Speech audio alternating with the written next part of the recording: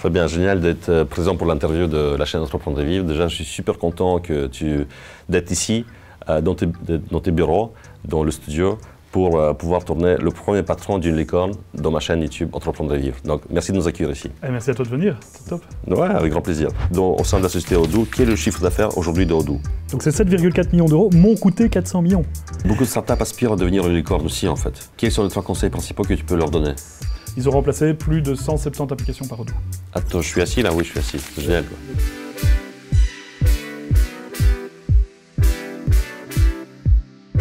Ça serait bien que tu puisses un peu parler de toi, qui tu es, qu'est-ce que tu gères. En fait, moi, je suis un développeur qui était passionné de gestion, et puis je suis devenu manager, et puis CEO, et là, j'ai commencé tout seul dans une petite boîte, puis on est devenu 2, puis 4, puis 8, puis... Mais bon, après, moi, je suis pas très intéressant. Ce qui est vraiment intéressant, c'est ce qu'on fait, c'est Odoo. Exact. Où là, vraiment, on transforme le monde, quoi. Ok. Je vais plonger plus loin dans qu'est-ce que fait Odoo. Pour l'instant, est-ce que tu peux me dire que veut dire le nom Odoo? Est-ce qu'il y a un sens à ça? Pour comprendre le sens, il faut comprendre l'histoire. Au début, ma société s'appelait Tiny, minuscule.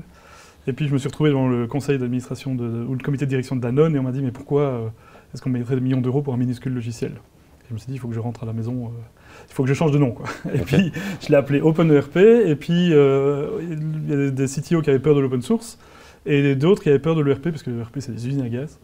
Et donc je me suis trompé encore une fois de nom et donc il a fallu que je change de nom. Et puis m'étant trompé 2 fois de nom, je me suis dit le troisième je vais prendre un truc qui veut rien dire, quoi. Ok. Comme ça je peux plus me tromper.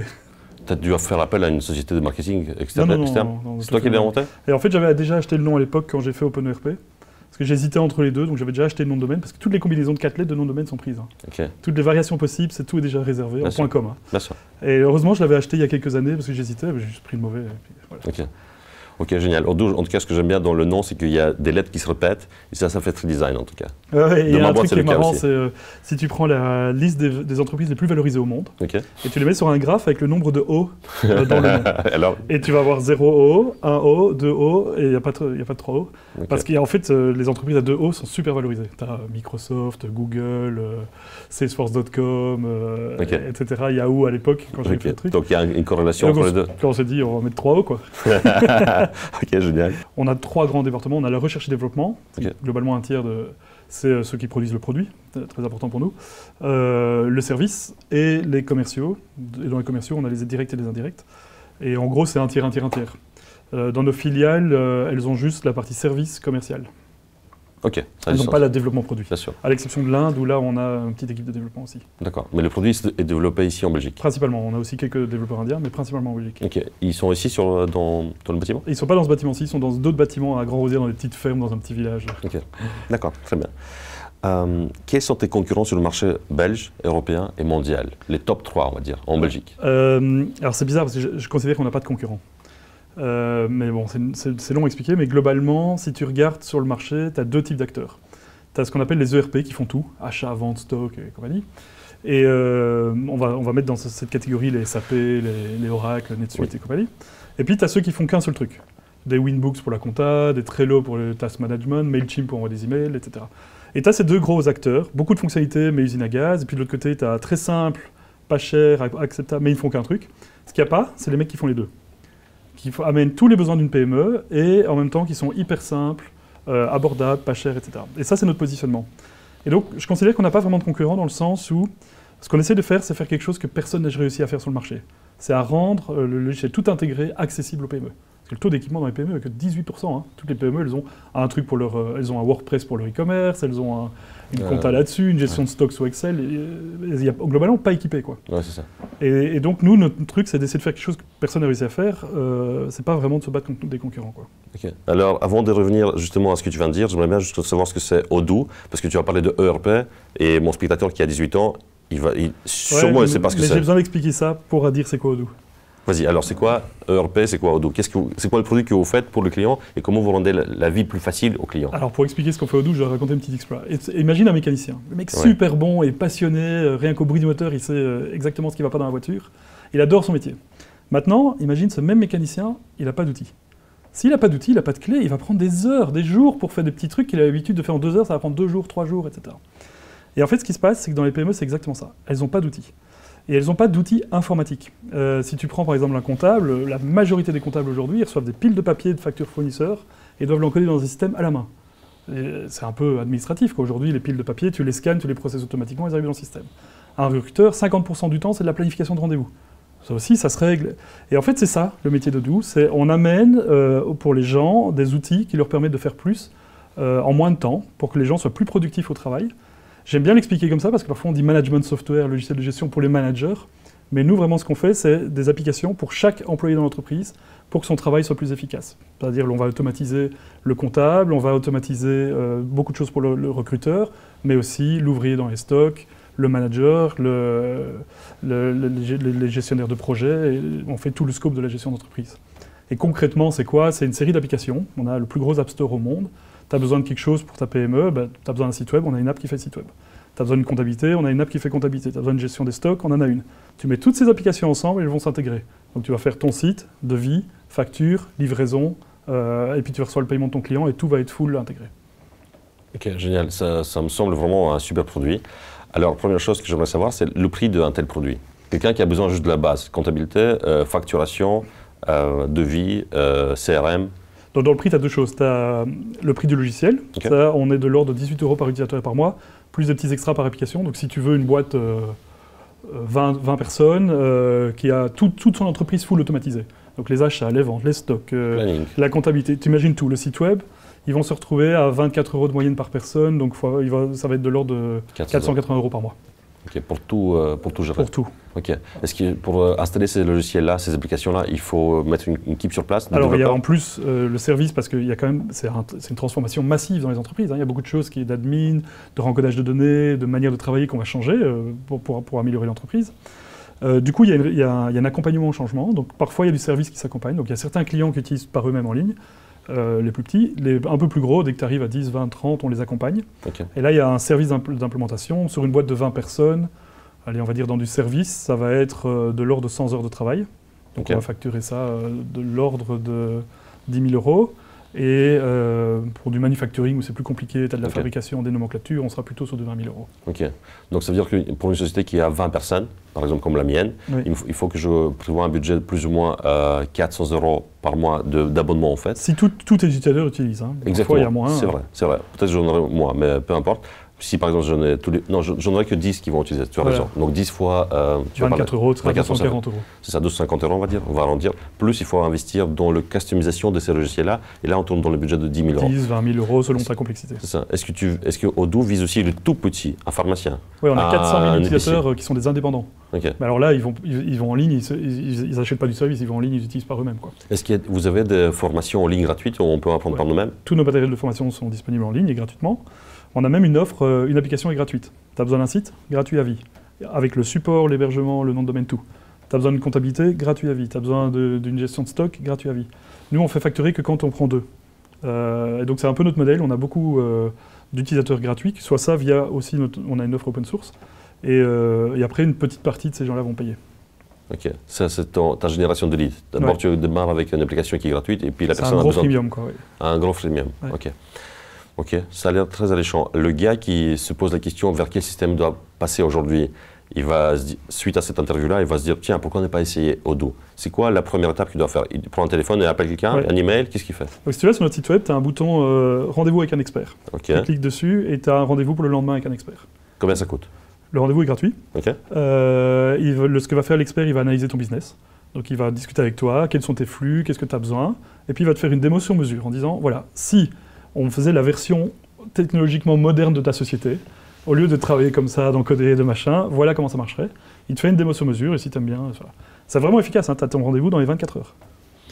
Ok, donc celui qui se tâte encore, se dit vers quel système je passe, est-ce que je reste sur un ancien logiciel comptable et en payant le comptable pour qu'il encode toutes les factures manuellement, ou il faut que je mette en place un planning efficace, etc. Il n'y a pas grand-chose comme investissement de votre part. Allez sur le site web odoo.com. Rendez-vous avec un expert. Et de là, tu dois expliquer un peu quel est ton business que tu veux. On explique genre en 5 minutes, c'est pas non plus un formulaire à remplir avec tout ce que tu veux voir. Exactement. L'expert va te poser plein de questions. Il va dire comment est-ce que tu fais pour la facturation, est-ce que tu as des projets plutôt en régie, plutôt au forfait, exact. Comment tu refactures tes notes de frais. Et sur base de ça, il va te préparer une démonstration qui te montrera quelques jours après. Ok, génial.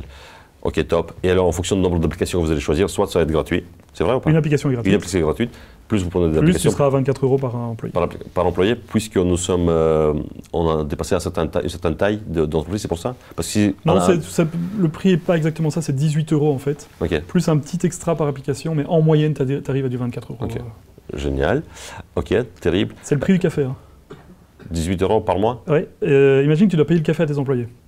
Je ne sais pas si tu sais, mais un employé, ça boit en moyenne 2 cafés par jour. Il y en a qui en boivent 4, il y en a qui en boivent 0, mais la moyenne c'est 2. Si tu prends la machine, les petites tasses en plastique, le café, le petit sucre, ça coûte 50 cents par café. Exact. 2 par jour, 1 par jour, 20 jours ouvrables, tu es à 20 € par mois par employé. Ok. Moi, je pense pas que c'est le prix qui va bloquer, en fait. On ne parle pas non plus de 2000 € par mois. Aujourd'hui, c'est plus rien. Quand j'ai commencé dans ce scénario-là, avoir un logiciel tout intégré, et encore, c'était des usines à gaz qui n'étaient pas efficaces, c'était 100 000 €, quoi. Aujourd'hui, nous, on fait ça à 10 000 € et la qualité de ce que tu as, c'est vraiment tes employés sont beaucoup plus productifs, quoi. Est-ce qu'un indépendant qui démarre son activité, un tout jeune qui démarre, je sais pas, qui veut devenir plombier, il doit facturer ses clients, est-ce que c'est la bonne solution Odoo pour lui? Oui, d'ailleurs, on a des apps pour les plombiers. On a des apps pour tout. On a une app field service. Tu vas avec ta tablette sur le terrain, tu fais tes devis directement. La plupart, ils viennent, ils font devis, ils oublient de te l'envoyer 3 semaines après. Tu fais ton devis sur le terrain, et puis quand tu viens avec ta camionnette, tu viens réparer tes trucs, tu as tes pièces dans ta camionnette, tu peux les facturer, tu mets, ton temps est compté, tu refactures en un clic. Et tu envoies la facture aussi par l'iPad. Par la tablette, signature électronique par le client, j'ai presté ceci, voilà les pièces, vous êtes OK, au revoir. Ok, je pense que ça va clairement prendre le temps d'appeler l'expert, prendre un rendez-vous avec l'expert pour qu'il vous explique tout ça. Ce sont des commerciaux qui travaillent en fait derrière, je suppose, avec beaucoup d'expérience pour nous vraiment connaître tous les business et dire c'est quoi la meilleure manière pour implémenter Odoo dans la société. C'est des business analysts qu'on appelle ça. Ouais. Ok, top. C'est vrai que maintenant, quand j'y réfléchis, il n'y a pas beaucoup de concurrence là, sur ce marché-là, à ce prix-là en fait. Non, tu vas avoir des trucs comme Yuki qui font juste la compta, ou un petit peu de CRM. Tu vas avoir des team leaders qui font CRM, gestion de projet, mais qui fait tout le scope de ton entreprise. On va même faire le paperless, quoi. On va dématérialiser tes factures, tous les courriers entrants. Et tu as la liste des comptables qui travaillent avec Odoo? Oui, il y en a pas mal, quoi. Ok. Est-ce que moi, je peux encoder toutes mes factures d'achat et de vente dans mon bureau et puis le comptable n'a qu'à gérer la TVA du manière trimestrielle? Oui, ça se fait beaucoup. D'ailleurs, tu ne dois pas les encoder. Hein. Quand tu utilises Odoo, tu es automatisé. Hein. On a l'intelligence artificielle qui scanne tes factures, 97% est détecté automatiquement. On se connecte avec tes banques, donc le matching se fait automatiquement. Tes relances papier, tu ne dois plus les poster par la poste parce qu'on les poste pour toi, ça te coûte le prix d'un timbre. Donc quand tu utilises Odoo, il n'y a plus d'encodage, quoi. C'est fini. Okay. Et donc il n'y a plus que de la validation. Donc en gros, ton comptable n'a plus qu'à faire yes, yes, non, yes, changer. Et il y a quelques pourcents qui doivent revérifier, mais quasiment tout est juste. Okay. Et temps réel. Et en temps réel, ok. Exactement, c'est ça la partie la plus importante. Quand tu travailles avec un cabinet comptable, souvent ils te donnent tes résultats 2 mois trop tard, quoi. 2 mois plus tard. 2 mois, t'es encore gentil. Non, parfois c'est 1 an plus tard. Comment tu te positionnes vis-à-vis des softwares, des applications qui sont spécialisées pour un domaine en particulier? Par exemple, dans la construction, il y a un spécialiste qui se développe pas mal dans cette direction-là, qui ne vise que les entreprises de rénovation et de construction. Est-ce que tu penses que eux, certainement, ils ont de la valeur ajoutée parce qu'ils ne font que ça. Et pour eux, c'est facile à vendre. Leur discours commercial est simple. Nous ne faisons que ceci. Ouais. Toi, tu es un généraliste. Ton discours il vise un peu moins, secteur par secteur. Quel est ton avis là-dessus? Alors, c'est vrai que nous, on a une démarche de généraliste. Après, on est le leader dans plein de secteurs. Hein. Donc, même si on a une démarche de généraliste, on est très efficace dans beaucoup de secteurs. Lesquels, par exemple? Comme ça, les NGO, on est le leader au monde. Les non-governmental, les associations. Donc, par exemple, Médecins sans frontières, Croix-Rouge, WWF. Tout ça, ça tourne sur Odoo. C'est des trucs en milliards. Hein. Mais c'est vrai qu'on n'est pas un spécialiste. Par exemple, si tu vas sur notre site, tu ne verras rien à propos des associations. On est vraiment un généraliste. Ce qui se passe, c'est que les technologies sont tellement matures aujourd'hui que faire une CRM, faire une gestion de recrutement, faire une gestion de comptabilité, c'est devenu abordable pour tout le monde. Maintenant, la valeur, elle est dans les intégrations. C'est là où ça coûte cher, c'est là où ça plombe tout le monde. C'est là où tu as toute l'efficacité aussi. Quand tu fais du marketing et que c'est lié à ta compta, tu connais les revenus de tout ce que tu fais comme campagne, c'est vraiment excellent. Donc, quand tu dis intégration, je voulais juste spécifier un petit peu, c'est que quand tu prenais un logiciel pour la facturation et un autre logiciel pour le CRM, par exemple, il faut les intégrer entre les deux. C'est pour ça l'intégration. Et ça coûte une fortune. Et ça coûte cher pour les... Et aujourd'hui, le niveau de chaque app spécifiquement, nous sur la CRM, où tu prends un pur player CRM, ou nous sur Odoo sur la comptabilité et un pur player compta, on est au même niveau, voire supérieur. On a, de par notre scope, une puissance de frappe que les players niches ne sont pas capables d'avoir. Oui. C'est un peu comme avant. Avant, tu avais les BlackBerry pour les entreprises, tu avais les Nokia pour les consommateurs, et puis qu'est-ce qui est arrivé? Il y a iPhone qui a tout pris. Mais c'est un peu pareil. Les généralistes gagnent toujours lorsque on parle de marché de masse. Génial. C'est une phrase qu'on va mettre en bas. Les généralistes gagnent toujours quand on parle d'un marché de masse. Oui. Top. Parce que c'est la masse qui fait gagner, quoi. Ouais. Exactement, génial. Ok. Donc, j'ai déjà posé la question par rapport au marketing. Qui vise Odoo? Tout le monde. Il n'y a pas un seul secteur qui ne vise pas. Il y a des secteurs où on est moins actif que d'autres. Bien on sûr. est moins actif dans le service public, on est plus actif dans le privé. Okay. Il y a des secteurs où on est très fort dans tout ce qui est service ou manufacturing, mais on est quand même très large. On a le plus gros App Store au monde d'entreprise, on a 35 000 applications. 35 000 applications en fonction des secteurs. Oui, parce qu'en fait, Odoo, c'est un peu comme un App Store sur ton téléphone, Okay. sauf que c'est des applications business complètement intégrées. Donc en plus des applications officielles d'Odoo, tu peux installer des applications de la communauté, comme tu as l'App Store d'iPhone ou Android. Okay. Et donc vraiment, tu couvres tous les besoins avec ces applications communautaires. Génial. Ok. Le plus grand, la barrière la plus grande pour un entrepreneur de changer de logiciel, C'est lui-même. c'est lui-même. Et c'est les process qui sont en interne, en fait. D'accord. Oui, c'est même lui-même. C'est souvent... En fait, Il a l'habitude de faire comme il a fait les entreprises sont toujours. complètement inefficaces et ils ne s'en rendent pas compte. Et les mecs font la même chose depuis 10 ans. Un comptable, c'est normal pour lui d'encoder les factures. Un recruteur, c'est normal de passer 40% de ses emails, c'est de la planification de rendez-vous. Parce qu'ils n'imaginent même pas qu'on peut travailler autrement aujourd'hui. Donc notre plus gros frein aujourd'hui, c'est l'éducation. Montrer aux entreprises, regardez, on peut travailler différemment. C'est pas normal que vos gars souffrent à faire de l'admin, à faire des reporting pour vos managers, à ne pas avoir accès à l'information. Parce que les gens, ça a évolué très vite dans l'informatique et ils ne se rendent pas compte aujourd'hui à quel niveau on est arrivé. Quoi. Ok. Si jamais un client a une question, qu'est-ce qu'il fait? Il appelle? Il va sur notre site, Meet an Expert, et puis il prend rendez-vous avec un expert. Par exemple, un client qui a démarré avec la facturation avec Odoo, par Un client exemple. qui est existant. Existant, exactement. Il a déjà une application qui est gratuite, ça ne coûte rien, c'est facile à télécharger, il commence à travailler sur la facturation, il facture ses clients, un petit indépendant. Et puis il a envie de... il a besoin de support. Il a besoin de support par rapport à cette application-là. Donc il n'a pas envie de dépenser non plus... Dans les 24 € que je t'ai dit, ça Ouais. comprend l'hébergement, le support illimité. Support Donc il n'y a aussi, pas d'extra. support aussi lié à la formation de la personne. Formation, support, il peut poser autant de questions qu'il veut, tout est compris là-dedans. D'accord. Et donc dans les frais d'installation de 10 000 € que tu as parlé tout à l'heure... Ça c'est plutôt la gestion de projet, qui est souvent initiale, d'un one-shot au début du projet. Exactement. Et ça c'est plus lié à l'installation de ce logiciel-là dans la société. Tu as plein de trucs, tu dois récupérer les données, importer les données du client, souvent il y a plusieurs sources de données, tu dois les dédupliquer. Tu dois customiser, ils doivent adapter parfois d'une entreprise à l'autre. Donc c'est pas mal, c'est un logiciel qui est évolutif. Ça veut dire qu'aujourd'hui vous êtes indépendant, vous vous lancez, simplement vous téléchargez l'application facture et vous lancez dedans. Demain vous êtes une grosse licorne, eh bien très bien, Odoo peut vous accompagner aussi. C'est bien ça? Ouais, on fait du plus petit au plus grand, quoi, avec des gros clients. C'est ça. C'est quoi le plus gros client que vous avez dans le monde? C'est tout le gouvernement du Portugal, 150 000 personnes, donc tous les professeurs, les gestions d'infrastructures, beaucoup de services publics. Ils ont remplacé plus de 170 applications par Odoo. Attends, je suis assis là? Oui, je suis assis. C'est génial. Quoi. Donc tout, la gestion des routes, des cimetières, tu peux imaginer un gouvernement. 170 applications ont été remplacées par Odoo. En quelle année? Ça date déjà, parce que ça s'est fait progressivement sur plusieurs années. Hein. Mais donc ce que je te dis là, c'est un communiqué qui a été fait par la Commission européenne. Donc sur le site de la Commission européenne, ils expliquent combien ils ont économisé en millions grâce à Odoo.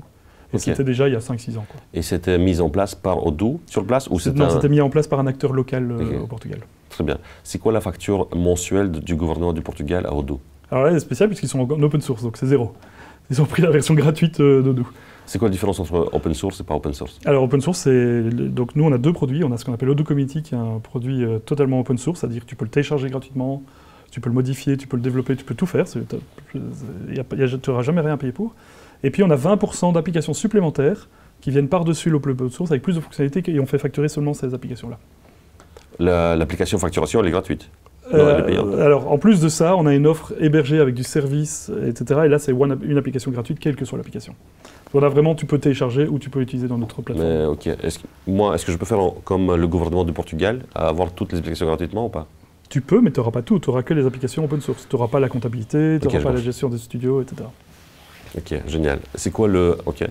Donc pour l'instant, c'est un client, mais qui ne paye pas, parce que tout est en open source. Dans les plus gros clients payants, on est sur du 6000 utilisateurs. Ok, très bien. C'est quoi le deuxième plus gros client? J'ai envie de juste être impressionné et impressionner aussi par exemple, 6000, on va être dans du Wavestone. Wavestone, c'est Solucom et Kurzsalmo, un gros cabinet de services en France. Okay. Mais là, en Belgique, si tu veux des références plutôt belges, On travaille avec Ego, les cuisines, Xina, les cuisines aussi. On travaille un peu avec Carrefour, on travaille avec... Tu veux dire tout Carrefour est sur Odoo? Non, sur certains activités. Tout Ego et Xina vont être sur Odoo. Mais... Et d'une manière mondiale, en fait, c'est qui les autres acteurs, les clients les plus importants, les plus gros clients? On a des clients comme AT&T, IBM. Alors ça dépend parce que des fois on fait toute la boîte. Sur un IBM par exemple, ça va être plusieurs centaines d'utilisateurs. C'est la gestion de stock de pièces détachées pour certaines de leurs activités. C'est pas tout IBM quoi. D'accord, ok. Ça marche. Je continue avec mes questions de marketing. Donc, chaque année, vous faites une croissance impressionnante, en fait. Est-ce que tu peux nous donner quelques astuces? Alors, nous, la clé, c'était le produit. C'est toujours le produit qui a tiré tout le reste. On a fait un produit qui est vraiment exceptionnel, qui est complètement des années en avance sur tout le reste du marché. Et une proposition de valeur, c'est-à-dire le prix du produit est très bas. Donc, l'accessibilité du produit est vraiment faible. Mais le produit déchire, quoi. Je veux dire, quand on donne à un client, le gars dit waouh et il dit à tous ses copains. Et c'est ça qui a toujours tiré Odoo, c'est que, par exemple, on a très peu d'investissement en marketing, c'est que du bouche à oreille. Mais nos clients sont super contents, qu'un client content en a amené 2, puis 2 en a amené 4. Et ça a vraiment développé comme ça. Donc c'est vraiment le bouche à oreille qui fonctionne. Et encore, là c'est parce qu'on a monté le marketing il y a 2 ans, mais il y a 2 ans on n'avait quasiment rien en marketing. Donc on a construit Odoo avec quasiment aucun marketing en fait. Maintenant qu'on a les moyens, on en met beaucoup plus, mais c'est pas le marketing qui a construit. Non, pas du tout. Ouais, on va être sur 20% de nos coûts en marketing. Ah, ok, quand même. Ouais. Ah, ok, c'est quand même. Donc, ok, c'est important quand même. Ouais. C'est important, mais on n'a pas construit Odoo avec le marketing. On a vraiment accéléré le marketing il y a 2 ans seulement. Ok, d'accord. Ok, génial. Alors, je sais que vous avez une application qui se lance dans la construction de sites web. Oui. Comment est-ce que tu comptes percer ce marché-là, sachant que sur le marché aujourd'hui, il y a le saturé, WordPress. WordPress, 63% de part de marché. Exactement. Comment est-ce que tu comptes percer ce marché-là avec tes applications? En fait, tu as 3 types d'acteurs sur le marché. Tu as WordPress qui est vraiment génial parce qu'il est open source. C'est la proposition de valeur de WordPress, c'est d'être open source, donc gratuit. Mais tu as aussi Shopify, très présent sur les e-commerce, mais qui est lui plutôt en mode SaaS, qui n'est pas open source mais SaaS. Et puis entre les deux, tu as du Wix, qui est plutôt site web personnel, website builder, quoi, où tu crées ta page toi-même. Ce qu'il n'y a pas, c'est les avantages des 3. WordPress, super, c'est open source, mais e-commerce un peu pourri à côté de Shopify, et tu as un page builder qui n'est pas à la hauteur par rapport à Wix. Wix, c'est un beau page builder, tu peux créer des pages, mais ton e-commerce, il ne marche pas bien, et il n'est pas open source, tu ne peux pas développer des modules dessus. Shopify, il n'est pas open source, donc tu ne peux pas avoir la communauté de développeurs qui s'appuie dessus pour faire, donc il reste sur WordPress. Nous, ce qu'on va amener, c'est les avantages des 3. Stop Website Builder, toutes les features e-commerce, enfin on le fait déjà, hein, de Shopify est complètement open source, donc on peut attirer tout le marché des agences marketing, des développeurs web dessus. Et donc on va faire une version moderne de WordPress qui n'a pas beaucoup évolué ces 10 dernières années. Et on pense pouvoir faire une belle place de marché avec ça. Pour l'instant, on a un site sur 1000 qui est sur Odoo, ce qui est rien. Un site sur 1000, c'est-à-dire? Dans le monde, et fait sur Odoo. C'est énorme. C'est à la fois rien, et ouais, c'est quand même pas mal. C'est 0,1%, quoi. Oui, c'est 0,1% des sites web sont sur Odoo. Mais notre objectif, c'est d'arriver vite, en quelques années, à 10-20%. Quoi. Ok, c'est qui le concurrent sur ce marché? Enfin, tu m'as parlé de WordPress, quoi. Le plus gros, ils ont 63% des sites. Ok, une fois de plus, là, tu vas faire faire le bouche à oreille et pas vraiment mettre de l'argent dans le marketing parce que... alors on a fait du marketing, ça accélère les choses. Bien sûr. Mais ce qui fera que ça marche, c'est parce qu'on fait un website builder ou un e-commerce qui est bien au-dessus de tous les autres. Ok. Si le marketing tout seul, ça ne marcherait pas. Il faut un produit qui déchire. Si tu as ça, après, le marketing va faire que ça accélère un peu. Mais c'est le produit qui déchire qui fait le succès. D'accord. Qu'est-ce que ça va coûter à un client qui veut juste avoir un site e-commerce? Gratuit. Une application est toujours gratuite sur Odoo. Tu veux ton e-commerce, tout, hébergement, nom de domaine, ta société.com, ton site e-commerce, la vente en ligne, tout est gratuit avec Odoo. Quel est le business model là derrière pour Odoo? Alors c'est toujours la même chose pour nous. Nous, on sait que si tu pars en e-commerce Odoo, à un moment donné, tu voudras d'autres applications. Tu voudras peut-être une comptabilité ou une gestion de stock. Et le jour où tu as besoin d'une compta, tu iras voir celui que tu utilises déjà, qui est pour le site web. Ok. Donc aujourd'hui, par exemple, chez moi, dans mon entreprise, je paye, je crois, 60 € par an pour l'hébergement. Et chez vous, c'est gratuit. C'est un investissement que vous faites, en fait. On a des fiduciaires comme ça, comme Fiscal Team ici à Louvain-la-Neuve ou KPMG, tous leurs clients sur Odoo, et ils ne payent pas un seul euro pour leurs clients. Mais vous, ça vous coûte de l'argent. Parce que l'hébergement, ça coûte de l'argent. Parce qu'en plus, on ne fait pas que ça. On fait les intégrations avec les banques, ça coûte les intégrations avec les banques. On fait le scan automatique, l'intelligence artificielle avec de l'OCR, ça nous coûte un peu. Mais on prend à notre charge parce qu'on sait que même si 5% de leurs clients vont vouloir un peu plus, ce sera suffisant pour couvrir ces coûts-là. Sûrement, tu as des clients qui ont acheté ou signé pour une application et ça fait 10 ans qu'ils sont sur cette application-là et qui ne bougent pas de là. Ça vous dérange ou pas? Pas du tout. Pourquoi pas? Je trouve ça super. Notre succès, c'est le bouche-oreille. Donc s'ils sont sur Odoo et qu'ils sont contents, parfait. Ok, c'est ça le plus important. Et ensuite, tu mises sur le fait qu'ils vont faire beaucoup de déco dans le marché pour que... Voilà, donc soit un jour ils vont payer, très bien, 10% des gens vont le faire, soit ils vont jamais payer, très bien aussi, ils vont m'amener d'autres clients. Ok, très bien. Génial. Ça ne marche que parce qu'on a une structure de coût qui est faible. Tout le monde ne serait pas capable de faire ça. On a vraiment une efficacité opérationnelle qui fait qu'on peut se permettre d'avoir des millions d'utilisateurs sans que ça nous coûte une fortune, quoi. Pourquoi est-ce que ça vous coûte pas cher? Pour plein de trucs. D'abord, on a une boîte hyper efficace, on pourra y venir après, mais l'hébergement, par exemple, tous les serveurs, etc., c'est 1-2% de nos coûts, quoi. Ce qui est rien, quoi. Donc tout ça, l'hébergement, ça coûte rien, on l'offre quasiment gratuit à tout le monde. Les serveurs, vous faites appel à des services externes ou vous avez vos propres serveurs? On achète des bare metal serveurs externes, on n'est pas un data center à nous, mais on fait toute la gestion nous-mêmes, quoi. Mais par exemple, sur un serveur, pour ces offres gratuites, sur un serveur, on met 3000 clients. Et ça fond s'ils ne le voient pas, c'est parce que le logiciel est hyper efficace, le logiciel le consomme très peu, quoi. Ok, génial. Donc, quelque part, tu fais bénéficier des prix réduits à tes clients, sachant que toi, tu as des prix... Ça nous permet de financer tous les clients gratuits, et puis tu as 5 à 10% des clients qui paieront pour financer le reste de la boîte, quoi. Justement, à la création d'Odoo, vous avez pris un chemin assez spécial, en fait. Notamment, tu vas commencer par la vente indirecte et la vente directe. Oui, on a fait toutes les erreurs possibles et inimaginables. Exactement. Donc, généralement, quand un grossiste, de n'importe quoi, il ne va jamais se lancer dans un secteur de détaillant et commencer à vendre aussi au détail. D'accord. Un grossiste, c'est un grossiste. Et au contraire, de cette manière-là, il ne va pas banaliser ses clients, en fait, quelque part, parce qu'il ne va pas faire la concurrence à ses clients. C'est ce que vous faites ou pas? Alors oui, je vais d'abord, c'est effectivement dans le début, on a fait, parce que d'habitude on conseille dans les startups de faire un MVP. Un produit qui ne fait pas grand-chose, minimum viable product. C'est quoi MVP? Minimum viable product, c'est-à-dire un produit qui ne fait pas grand-chose mais qui est nickel et tu lances vite sur le marché. Nous, on a fait l'inverse. Notre première version, elle avait la gestion des ventes, la gestion des achats, la comptabilité, la gestion des stocks, enfin tout, quoi. Et alors, tout ne marchait pas super bien, mais il y avait beaucoup. Et puis, la plupart des acteurs SaaS, donc les acteurs de logiciels en ligne... Ça, c'est tous les logiciels où vous faites une location mensuelle. Voilà. Ils commencent tous par le direct. Ils vendent en direct. Nous, on a fait l'inverse, on a commencé par l'indirect, donc un réseau de partenaires qui a vendu les services sur le jeu. C'est un faux chemin à prendre ou pas? Alors, ça a marché pour nous, mais c'était galère, quoi. On a galéré pendant 10-15 ans, donc je ne sais pas si on aurait fait mieux si on avait fait autrement. D'accord. On a fait aussi sans levée de fonds. La plupart des startups lèvent des fonds, en tout cas aujourd'hui, très vite. Moi, il a fallu 10 ans avant que je fasse ma première levée de fonds, quoi. On n'a pas pris un parcours classique, quoi. D'accord, ok. Donc, est-ce que c'est le cas aujourd'hui? Est-ce que vous vendez en direct et en indirect? Aujourd'hui, c'est 50-50. 50% de notre chiffre d'affaires en direct, 50% en indirect. Qu'est-ce qu'ils disent vos prestataires de services, ceux qui, les ventes indirectes, ils en disent quoi? En fait, d'abord, il faut comprendre pourquoi on le fait. En fait, le marché, tu as deux types de marchés. Tu as les petites entreprises, elles ne veulent pas acheter des consultants à 800 € par jour. Elles veulent un truc qui marche out of the box. Alors, ils ont besoin de services, ils ont quand même besoin d'un petit peu de services, mais c'est un autre modèle, c'est le minimum de services qu'ils ont besoin pour eux. Et donc, c'est un marché qui n'est pas bon pour les sociétés de services. Et nos partenaires sont plutôt des sociétés de services. Et donc, tout ce qui est petit, out of the box, c'est le mec qui aurait acheté une boîte Sage dans un magasin, quoi, pour faire sa comptabilité, il y a quelques années.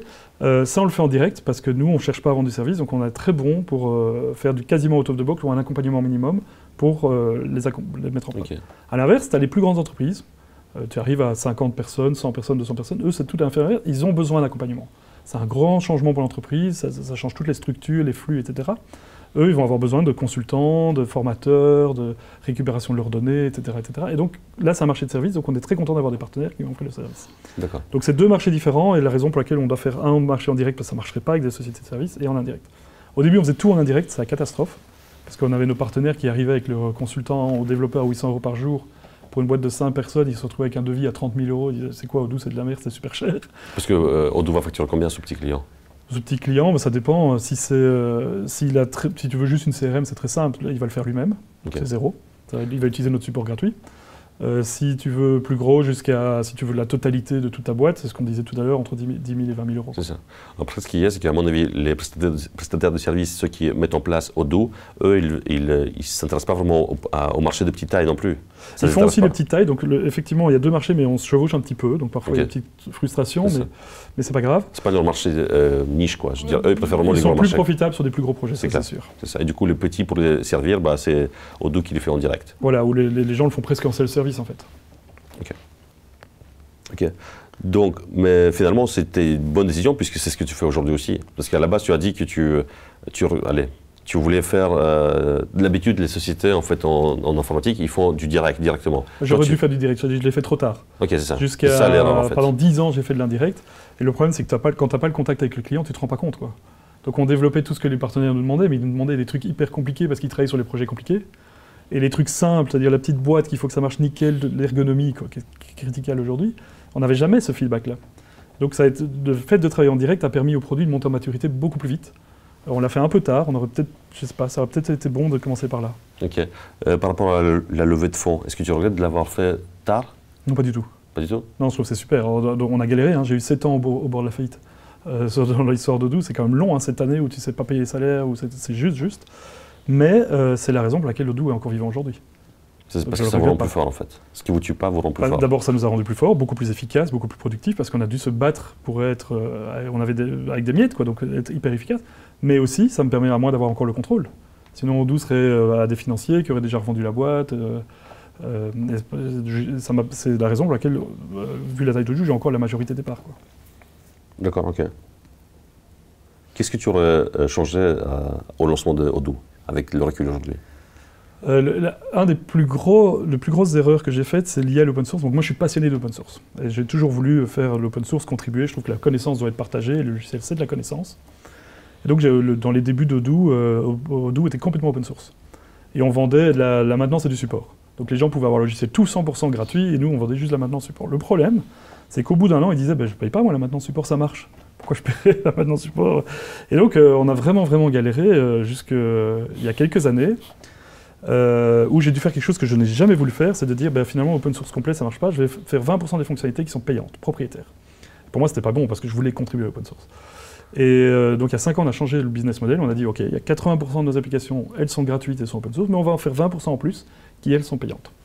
C'était contre tous mes prix, mais j'avais plus le choix, sinon on mettait la société par terre. Et en fait, c'était une énorme erreur, parce que ça a été génial. C'est-à-dire qu'aujourd'hui, quand je regarde ma contribution à l'open source, le nombre de développeurs qui développent des trucs open source chez Odoo, il est 10 fois supérieur à ce que je faisais il y a quelques années. Parce qu'en fait, ce côté 20% payant nous a financé une croissance de malade qui m'a permis de contribuer beaucoup plus à l'open source et rester avec sinon je serais resté avec ma petite équipe de 20 développeurs, quoi. Et donc c'était un mauvais calcul de ma part, il m'a fallu longtemps pour le comprendre, et c'est ce qui a tout changé dans le... Grâce à ça, on est devenu beaucoup plus profitable. Okay. Je reviens un peu au sujet de tout à l'heure dans la rue. C'est que je te pose la question, est-ce que tu as un mentor, quelqu'un qui te guide un petit peu par rapport à ça? Tu m'as répondu non, parce que tu découvres tout sur le champ en fait. Tout sur le champ. Alors je lis beaucoup, donc j'apprends dans les livres, quoi. Okay. Et puis notre métier, c'est la gestion, donc j'apprends avec les clients aussi. Exactement. Donc ne pensez pas qu'il y a quelqu'un qui va vous guider par la main à un moment donné, dire fais ceci, fais cela pour devenir entrepreneur comme Odoo. Non, on apprend sur le tas, on lit, on se forme. On discute avec les clients par rapport aux difficultés qui existent sur le marché, qu'est-ce qu'ils aimeraient bien avoir en plus, et on est en perpétuel changement de tous les jours, et on s'adapte à la demande du client. Bah surtout, une boîte comme Odoo, c'est hyper compliqué parce qu'il n'y en a pas. Il n'y a pas de gros éditeurs open source, en tout cas il n'y en a pas en Belgique, qui réussissent. Il n'y a pas de modèle indirect qui démarre indirect sur du SaaS. Et donc même j'aurais eu des mentors, ils n'auraient probablement pas eu l'expérience de ce que j'ai besoin aujourd'hui. À fond, tout à fait. Je pense que pour une société comme toi, ça n'existe pas de mentor.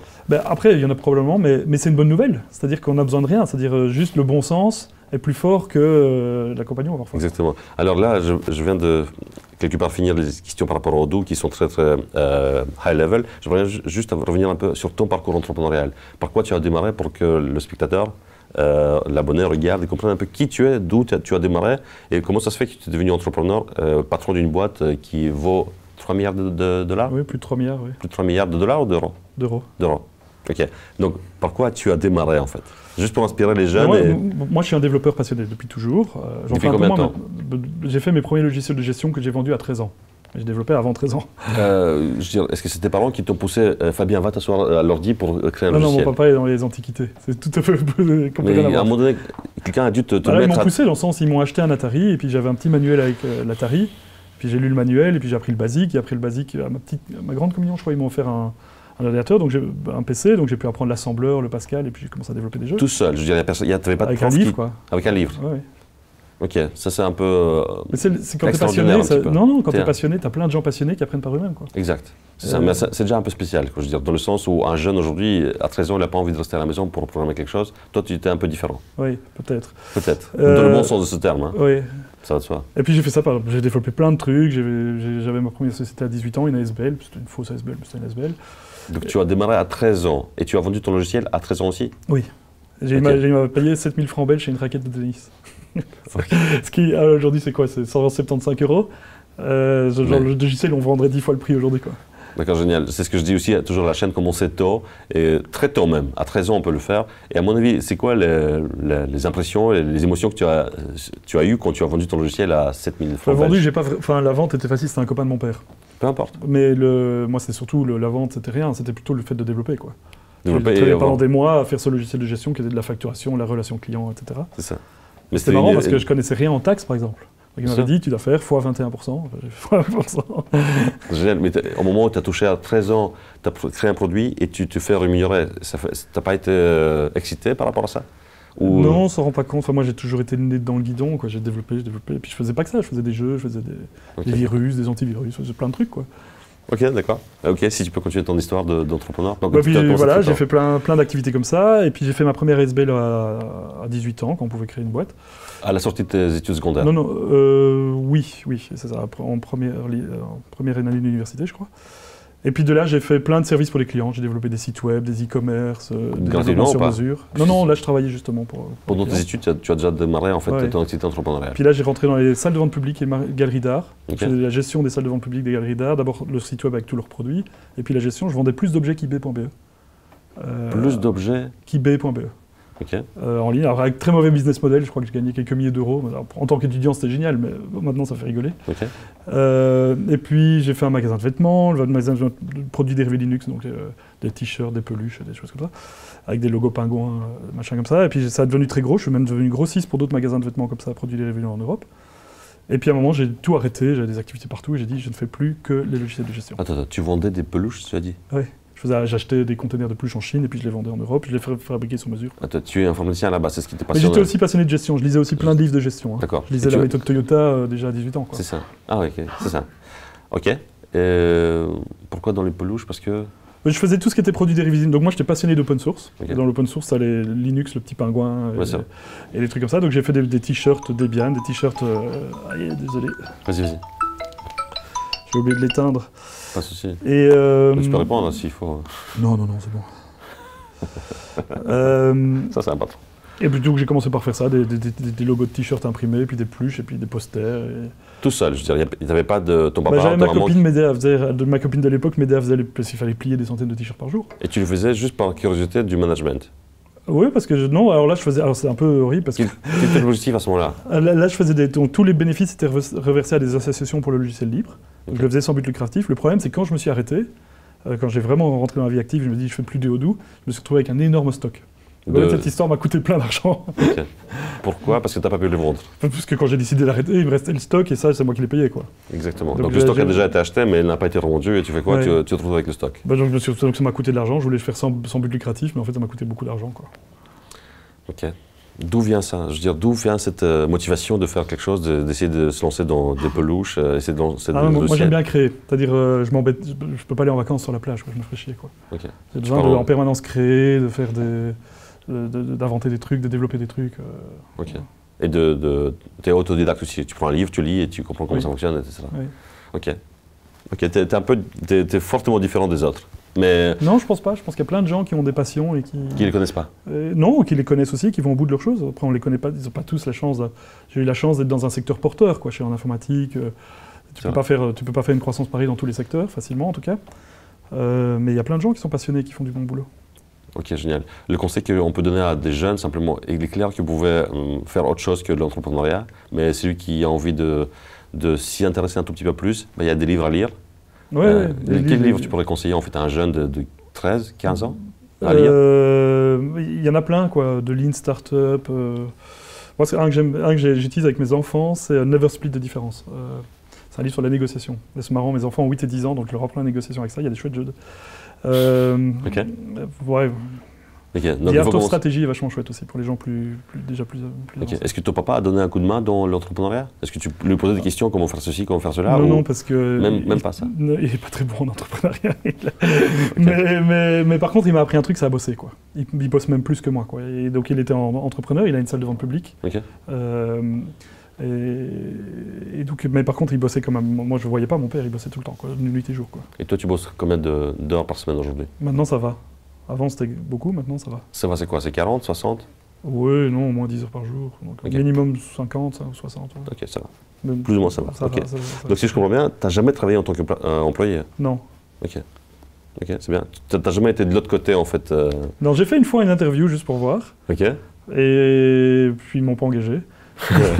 Heureusement. T'imagines si tu avais engagé? Je sais pas si j'aurais dit oui ou pas. Je pense que j'étais vraiment curieux, donc je sais pas si c'est ce que j'aurais dit. Donc tu n'as jamais été de l'autre côté de Non, mais j'étais un peu l'interview? foireux parce que la première fois à l'interview, j'ai oublié d'y aller. Ils m'ont rappelé, j'ai oublié d'y aller. Et la troisième fois, j'ai voulu y aller, mais je me suis perdu en voiture, donc je suis pas arrivé. Et la quatrième fois, je me suis présenté, donc je comprends qu'ils m'aient pas engagé. D'accord, ça marche. Il était là, mais il vient jamais aux interviews. Qu'est-ce qui se passe? Ce serait bien d'aller voir c'est qui ce gars-là. Ouais. Et c'est qui cette C'est société? Altran. Ah oui, ils existent encore? Je pense que oui. crois, oui. D'accord, ça marche. Ouais. Génial. Vous avez raté un talent. Donc, c'est pas parce que là, le gars vient pas aux interviews qu'il faut pas l'engager. On sait jamais, peut-être ça va être un futur Fabien Pinkers. C'est une question qui vient d'un ami, en fait. Comment et par quoi commencer à construire un réseau de distribution indirect? Par quoi commencer les 3 étapes? Alors, la première chose, c'est que tout le monde pense que le réseau de distribution indirect, c'est une solution à vendre plus, etc. C'est pas le cas. Quel que soit le secteur. Bah, en tout cas, moi, ce que je crois, c'est qu'un réseau indirect est là pour répondre à un marché. C'est-à-dire ils vont créer une offre de service sur un marché, mais c'est pas eux qui vont construire le marché. Non. C'est pas eux qui vont marketer votre produit, c'est pas eux qui vont le vendre. Par contre, ils seront là pour se positionner et capturer une part de marché que vous devez créer vous-même. Donc si vous avez par exemple des difficultés à vendre en direct, ça n'est même pas la peine d'essayer de croire que les réseaux en indirect vont fonctionner. Il faut d'abord que ça marche nickel avant de travailler avec eux. Après, comment on fonctionnait? Nous, ça a été naturel puisque j'étais avec des communautés open source. On a toujours eu beaucoup d'activités en ligne. Et ces communautés open source, de là ont émergé quelques partenaires, des boîtes officielles. Et ça a commencé par le début de notre réseau indirect, c'était ça, quoi, en ligne. Quoi. Ok, mais ton conseil, c'est de commencer toujours avec le direct et ensuite le bouche à oreille qui va faire. En tout cas, l'indirect ne va pas faire booster vos ventes à fond. C'est beaucoup plus dur que ce qu'on croit. Et ça ne marchera que si ça marche nickel déjà en direct, que vous avez un modèle qui est mature, que vous pouvez le donner. Et il ne faut pas croire que les gens vont... par exemple, chez nous, la valeur ajoutée de nos partenaires, on a quand même 4000 partenaires dans 150 pays, donc ça marche bien. Et la moitié de ces gens font plus de la moitié de leur chiffre d'affaires sur Odoo, donc ils sont dédiés à Odoo. Mais je sais qu'ils sont très utiles pour nous parce qu'ils offrent le service. Donc ils arrivent à avoir une offre de service qui est globale dans le monde entier, etc. Mais ce n'est pas eux qui créent Odoo. Il y a des partenaires simplement parce que j'ai créé une demande de marché. C'est nous qui créons la demande de marché. Comme on a créé une demande de marché, parce qu'il y a plein de demandes clients, il a fallu créer une offre de service, et là, les partenaires sont positionnés. Et si vous n'avez pas la demande du marché à la base, les partenaires ne vont pas amener grand-chose. Génial. Quand tu lances un nouveau pays, par exemple, un pays qui ne connaît absolument pas Odoo, n'importe quel, je sais pas, il ne reste pas grand-chose comme pays. Il n'y a pas grand-chose qui connaît Odoo, mais en tout cas, il y a des pays où il y a toujours des leads Odoo. Il y a parfois pas beaucoup, mais il y en a toujours. Comment tu démarres un pays? Alors nous, on va déjà dans les pays qui sont actifs, où on a déjà de l'activité via soit notre canal open source, soit par les ventes, mais vendues d'ici. On démarre toujours avec un jeune belge, ou un jeune de nos autres filiales, mais en tout cas un jeune.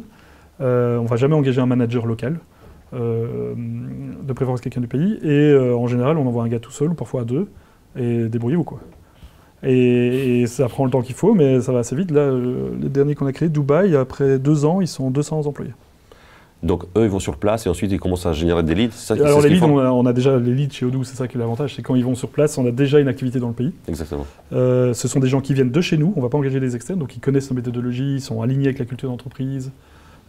Par contre, souvent, ce sont des jeunes qui n'ont pas l'expérience. En tout cas, pas l'expérience en management de ce qui va leur attendre sur place. On s'attendait à autre chose. Normalement, on aurait dit qu'il faut envoyer des gens expérimentés sur place. Non, mais alors, quand je dis pas d'expérience pour créer une boîte de 100 personnes. Ils ont une expérience, c'est-à-dire souvent c'est un team leader qui gère une petite équipe de 5-10 personnes chez nous. Mais le truc, c'est que pour moi, quand on ouvre un pays, ce qui compte plus que tout, c'est la qualité du directeur. Plus que l'emplacement. Donc, les questions stratégiques de ce qu'on va ouvrir dans tel pays ou dans telle ville, etc., ne sont pas importantes. Ce qui compte, c'est trouver la bonne personne. Trouver la bonne personne, c'est hyper dur. Et la seule manière de faire, c'est de prendre le meilleur de vos équipes, quoi. Si vous prenez un externe, vous allez vous planter une chance sur 2. Je l'ai fait une fois, je me suis planté. Bien sûr. Et donc quand c'est quelqu'un à qui tu as bossé pendant 2-3 ans, tu sais que le mec est bon. Bien sûr. Tu sais que le mec est bon, il a peut-être pas géré 50 ou 100 personnes, mais tu sais qu'il a du potentiel, etc. Et donc tu risques pas grand-chose à t'appuyer sur quelque chose. Parce que finalement, aller grandir un peu. Tout le monde arrive. Si le mec est smart, il va comprendre comment faire. Ce qui est très difficile, c'est de s'assurer qu'il est smart, qu'il pige le produit, qu'il est très bon vendeur ou très bon dans le service. Mais ça, tu l'as s'il travaille déjà chez toi, quoi. Ok, génial. Donc là, si vous voulez ouvrir un pays, qu'est-ce que vous faites? Il faut d'abord postuler chez Odoo, devenir le meilleur de l'équipe, et puis vous pouvez ouvrir un pays. Exactement. Mais en attendant, ce que toi, tu fais de ton côté, c'est que tu commences à générer des leads avec Google Ads et des choses comme ça. C'est bien ça? Non, même naturel, bouche à oreille. Bouche à oreille. Bouche à oreille, le consommateur, c'est le plus grand des marketing que tu puisses avoir, quoi. Ok, mais tu vas envoyer 2 personnes dans un pays. Par exemple, le dernier pays que tu as commencé à développer, c'est quoi? Là, on vient d'ouvrir Kenya. Okay. Juste pour donner un ordre d'idée, donc le directeur qui est un Belge est parti au Kenya. On a fait 3 événements le mois passé pour démarrer l'activité au Kenya. 2 événements produits, on montrait le website Builder e-commerce et l'autre l'ERP. Quand tu dis événement, c'est quoi? C'est sur place? On va dans un hôtel là-bas, on invite des gens. Et il y avait 1800 personnes au premier, 1800 au deuxième et 2000 personnes au troisième événement. Le troisième événement, c'était du recrutement. C'était qui veut postuler chez Odoo. Et il y a eu 2000 personnes dans la salle. D'accord. Tu as invité qui? En fait, tu es allé dans une chambre de commerce locale? Du coup, on travaille sur nos bases, puisqu'on a déjà de l'activité dans les pays. On a déjà plein d'utilisateurs open source, on a déjà des clients, parce qu'on vend à distance depuis la Belgique. Okay. Donc on a déjà de l'activité. Là, on capitalise sur une activité qu'on a créée ces 10 dernières années. D'accord. Et c'est quoi le budget d'investissement pour ouvrir un pays? Je veux dire, les événements, à partir du moment où tu travailles avec des jeunes, que tu leur fais confiance, tu leur laisses aller, ça coûte pas très cher. Ok, mais les événements, il faut les organiser, il faut payer l'hôtel, il faut tout. Ah oui, alors nous, on est rodés, on fait 400 événements par an. Okay. Un événement comme ça coûte, je sais pas très bien combien on a mis, 10 ou 20 000 euros par événement. Ok. T'as envoyé une personne ou 2 personnes à Kenya? 2. 2. C'est quoi la mission que tu leur as donnée? Pour moi, ça prend le temps que ça faut. Donc on sait que ça prend du temps. Je veux pas leur donner de budget, par exemple. Ils n'ont pas de budget en leur disant tu dois engager 50 personnes tout de suite, etc. Par contre, ils doivent y aller à fond, quoi. Ils y vont à fond, et puis s'ils ont besoin de freiner, ils freineront. S'ils ont besoin d'accélérer, on ne travaille pas avec des objectifs chiffrés. Okay. On leur dit en gros faites de votre mieux, mais en général ils vont vite, ils recrutent beaucoup, quoi. Là par exemple au Kenya, je pense qu'il va recruter 50 personnes dans la première année, quoi. Donc c'est un investissement de ta part, de la part d'Odoo? C'est un investissement de notre part, oui. Mais ça paye très vite parce que dans les 50, c'est d'abord on commence par les commerciaux et le service juste après. Et donc très rapidement, ça va être profitable. Mais la demande est là, on est d'accord? La demande est déjà là, oui. Parce que c'est un logiciel à la base open source, il y a beaucoup de gens qui s'en servent. On s'est développé en ligne en fait. Hein. C'est ça. Donc notre demande, elle est naturellement globale et en ligne à la base, quoi. Okay. Et on va dans les pays dont on sait qu'il y a déjà beaucoup de demandes, où les leads ne sont pas bien traités actuellement, quoi. Mais comment tu as fait pour qu'on puisse parler de Odoo dans le monde entier? Bouche à oreille. C'est vraiment le produit qui est super bon. Donc les mecs qui utilisent le produit l'ont dit à leurs copains. Donc c'est la Belgique qui a fait le bouche à oreille pour aller jusqu'à Kenya. En ligne. Donc au début c'était des communautés de passionnés open source qui ont découvert Odoo parce qu'il n'y avait rien d'autre. D'accord. Enfin un petit noyau, mais tout petit. Ce petit noyau a grandi parce qu'ils ont adoré et puis ils ont commencé à le proposer à d'autres. Et puis le bouche à oreille est devenu gros. Et aujourd'hui, comme on a quand même des millions d'utilisateurs, le bouche à oreille pèse, quoi. Génial, top. Merci pour les informations. À combien est valorisé aujourd'hui Odoo? Odoo c'est plus de 3 milliards. En même temps, ça compte pas, quoi. C'est juste un chiffre sur le papier, quoi. Exact. D'où vient ce calcul? C'est le prix qui a été défini entre les vendeurs et les acheteurs. Il y a eu une transaction d'actions. Il y a un acheteur qui a acheté quelques actions à un vendeur et le prix de l'action a défini la valorisation. D'accord. Est-ce qu'il y a des actions aujourd'hui à acheter? Non, il n'y a pas d'actions à acheter. Il y a très peu de gens qui ont des actions Odoo et je ne pense pas qu'ils vendent. D'accord, très bien. Est-ce que toi, t'en vends ou pas? Moi, j'en vends pas, non. T'en achètes? Quand je peux, j'achète. Alors, j'ai pas beaucoup de sous, à ma petite échelle en particulier, mais quand je peux, j'achète, oui. Ok, celui qui a des actions Odoo, je ne sais pas par quel moyen tu as des actions. Ils le savent, vous pouvez les vendre maintenant. On se connaît tous. On se connaît tous, exactement. Ok, très bien. Puisqu'on parle justement d'actionnariat, est-ce que tu peux nous dire un peu c'est quoi l'actionnariat aujourd'hui d'Odoo? Il y a un VC, Summit Partner, qui a de l'ordre de 20-25% départ, 25% départ. C'est qui, on peut savoir le nom ou pas? C'est un gros VC américain, Summit Partners. Ok, ça marche. Et puis il y a les fonds publics wallons qui ont un peu plus de 10%, donc la SRI W et Noshak. Et puis le reste, c'est les managers d'Odoo. Ok, qui sont encore dans la société? Qui sont encore dans la société. Et alors, il y a des petits actionnaires, mais anciens employés, quoi. Ok. Qu'est-ce que tu penses du principe de donner des actions justement aux managers, aux employés? Alors nous, on n'en donne plus. Parce que je pense que c'est une mauvaise manière de rémunérer les gens. Je préfère donner en cash. C'est mal perçu, c'est-à-dire qu'il y a 2 cas de figure. Soit la société va pas super bien marcher et vous les aurez arnaqués parce que vous leur avez donné des trucs, ils vont penser que ça vaut quelque chose et puis ça vaut rien. Ou l'autre cas de figure, c'est ce que nous on a eu chez Odoo. On leur a donné des actions, ils ont complètement sous-évolué, parfois même au point d'être frustrés parce que leur salaire n'était pas élevé. Et par contre, à la sortie, ils ont sorti des millions d'euros. Ça nous a coûté en même temps très cher pour une valeur qu'ils n'ont pas perçue sur le moment même. Donc, c'est quoi la leçon à tirer de ça? C'est que si jamais tu crois dans ta société que les actions vont valoir beaucoup d'argent, n'est pas distribuer les actions parce que c'est pas une bonne opération. Moi, je trouve que j'aurais, en tout cas dans le passé, j'aurais mieux fait de mieux rémunérer les managers plutôt que de leur donner des actions. Et puis à la fin, la partie financière de la rémunération d'un manager, elle importe peu. Ce qui compte, c'est l'évolution, l'autonomie, la responsabilité. C'est là où on trouve sa motivation. Ok. C'est ça les challenges qu'on donne aux managers, c'est ça qui importe le plus aux managers. Et c'est pas vraiment le salaire de tous les jours, c'est pas vraiment les actions, c'est bien ça? C'est important d'avoir un bon salaire, bien sûr, c'est nécessaire. Mais c'est pas ça qui va faire que les gens restent motivés. D'accord. Ok. Juste pour l'information, qu'est-ce que tu projettes comme valeur d'ici 5 à 10 ans d'Odoo? Ça ne m'intéresse pas, je ne sais pas. D'accord. Planning is guessing. On ne travaille pas pour la valeur. Bien sûr. On ne travaille pas pour la valeur, donc c'est une question qui pour moi, voilà, on fera ce qu'on fera. Nous, ce qui nous drive, c'est de développer un bon produit, d'avoir des clients contents. Le reste, ce sont des side effects, quoi.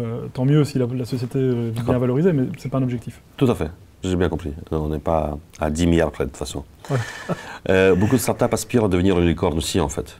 Quels sont les 3 conseils principaux que tu peux leur donner? En fait, moi, j'ai jamais cherché à devenir une licorne. C'est parce que j'ai bossé dur, qu'on a fait un très bon produit, etc., qu'on en est arrivé là. Mais ça ne peut pas être une source de motivation. La source de motivation, elle doit être intrinsèque. Aimer satisfaire les clients, développer un bon produit, c'est ça qui doit driver l'entrepreneur. C'est ça. Alors, je vais vous poser la question différemment. Donc, aujourd'hui, tu es présent dans 150 pays. Oui. Je pense que la plupart des startups, ils aimeraient bien être aussi présents dans 150 pays. C'est quoi les 3 conseils principaux que tu peux leur donner pour arriver à cette étape-là? Pour s'internationaliser? Oui, c'est ça, être présent dans le monde entier et avoir un produit qui est vendable dans le monde entier. Moi, je crois toujours, je me répète, mais le produit drive tout. Ou le produit, ou pour les sociétés de services, c'est le service. Mais in fine, ce qu'on vend drive tout. Nous, on a pu grandir grâce à ça, grâce au produit. Alors bien sûr, le reste, on a dû être disruptif sur le service, on a dû avoir un marketing qui tourne bien, mais le produit a vraiment tiré, c'est une locomotive qui a tiré tout le train, quoi. D'accord. Et ça, je pense que déjà, il faut ça, quoi. D'accord. Donc, si vous avez un produit informatique, eh bien, travaillez sur le produit, et ensuite la partie comme marketing va être faite par vos clients, par bouche-oreille. Si le produit est nettement meilleur que tout le reste qui se fait sur le marché, tout le reste suit. Et le reste, le service, vous allez trouver la manière de faire, le marketing, c'est pas très difficile à faire, mais il faut que vous ayez des clients qui soient waouh, parce que, en fait, le plus grand des marketing, c'est le bouche-oreille. Hein. Le consommateur, c'est le plus grand des marketing. Bien sûr. Taux de conversion d'un bouche-oreille est nettement supérieur à juste et pour avoir du bouche-oreille, il faut que les gens soient vraiment contents, quoi. Exactement. Et ça, tu assures par le produit et par le suivi clientèle. Le produit et le service, quoi. Ouais. Exactement. Ok. Donc, je suppose que dans le passé, il y a eu plusieurs étapes d'évolution de Odoo. Est-ce que tu peux nous parler rapidement de ces étapes-là? Et commençons par l'étape où tu n'avais aucun client jusqu'à ce que tu es devenu ce que tu es aujourd'hui. Quand j'étais étudiant, j'étais seul. Puis quand j'étais étudiant, j'ai engagé 2-3 personnes. Donc j'ai dû passer de 0 à 1, 2, 3. Ça a pris 4 ans, quoi, pour passer de 0 à 2 ou 3 personnes. C'est une étape assez compliquée. Hein. C'est une étape super compliquée. Et en fait, de 0 à 4, c'est aussi compliqué que de 4 à 20. C'est aussi compliqué que de 20 à 100 et de 100 à 1000. Donc pour toi, c'est ça les étapes, 0 à 5. Pour moi, passer de 100 à 1000, c'est tout aussi facile que de passer de 0 à 4.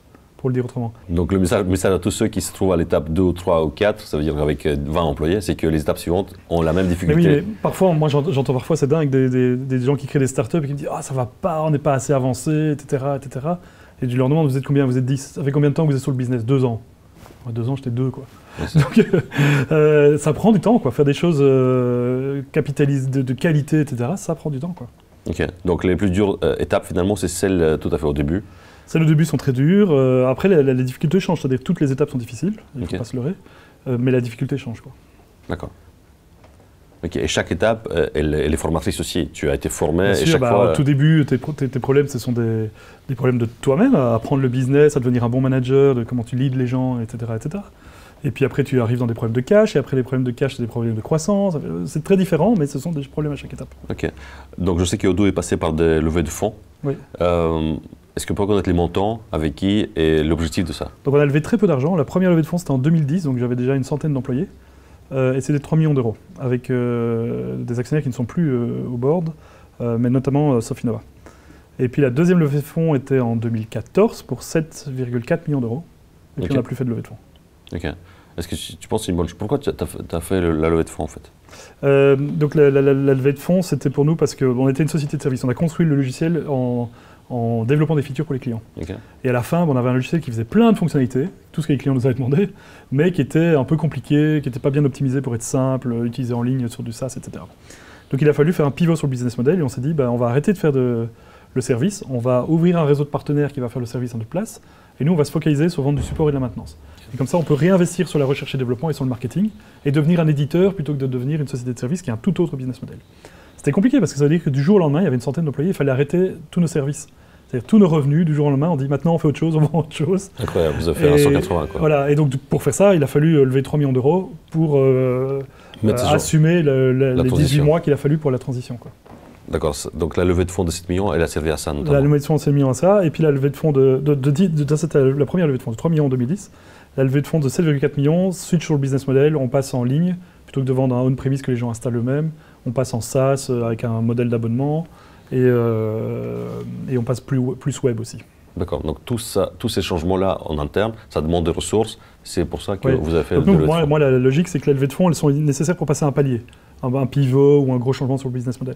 Elles ne sont pas nécessaires, on ne l'a jamais fait parce qu'on avait besoin d'argent. Je dirais, une des choses que j'ai faites bien, c'est, bien sûr, pour monter de 1 à 100, j'ai toujours eu besoin d'argent, c'est compliqué la croissance. À tel point que des fois, je ne savais pas payer les salaires, je payais 10 jours en retard ou des choses comme ça qui sont assez graves. Mais je n'ai pas fait de levée de fonds pour ça. Là, j'ai resserré les boulons, on s'est rendu plus productif, plus efficace.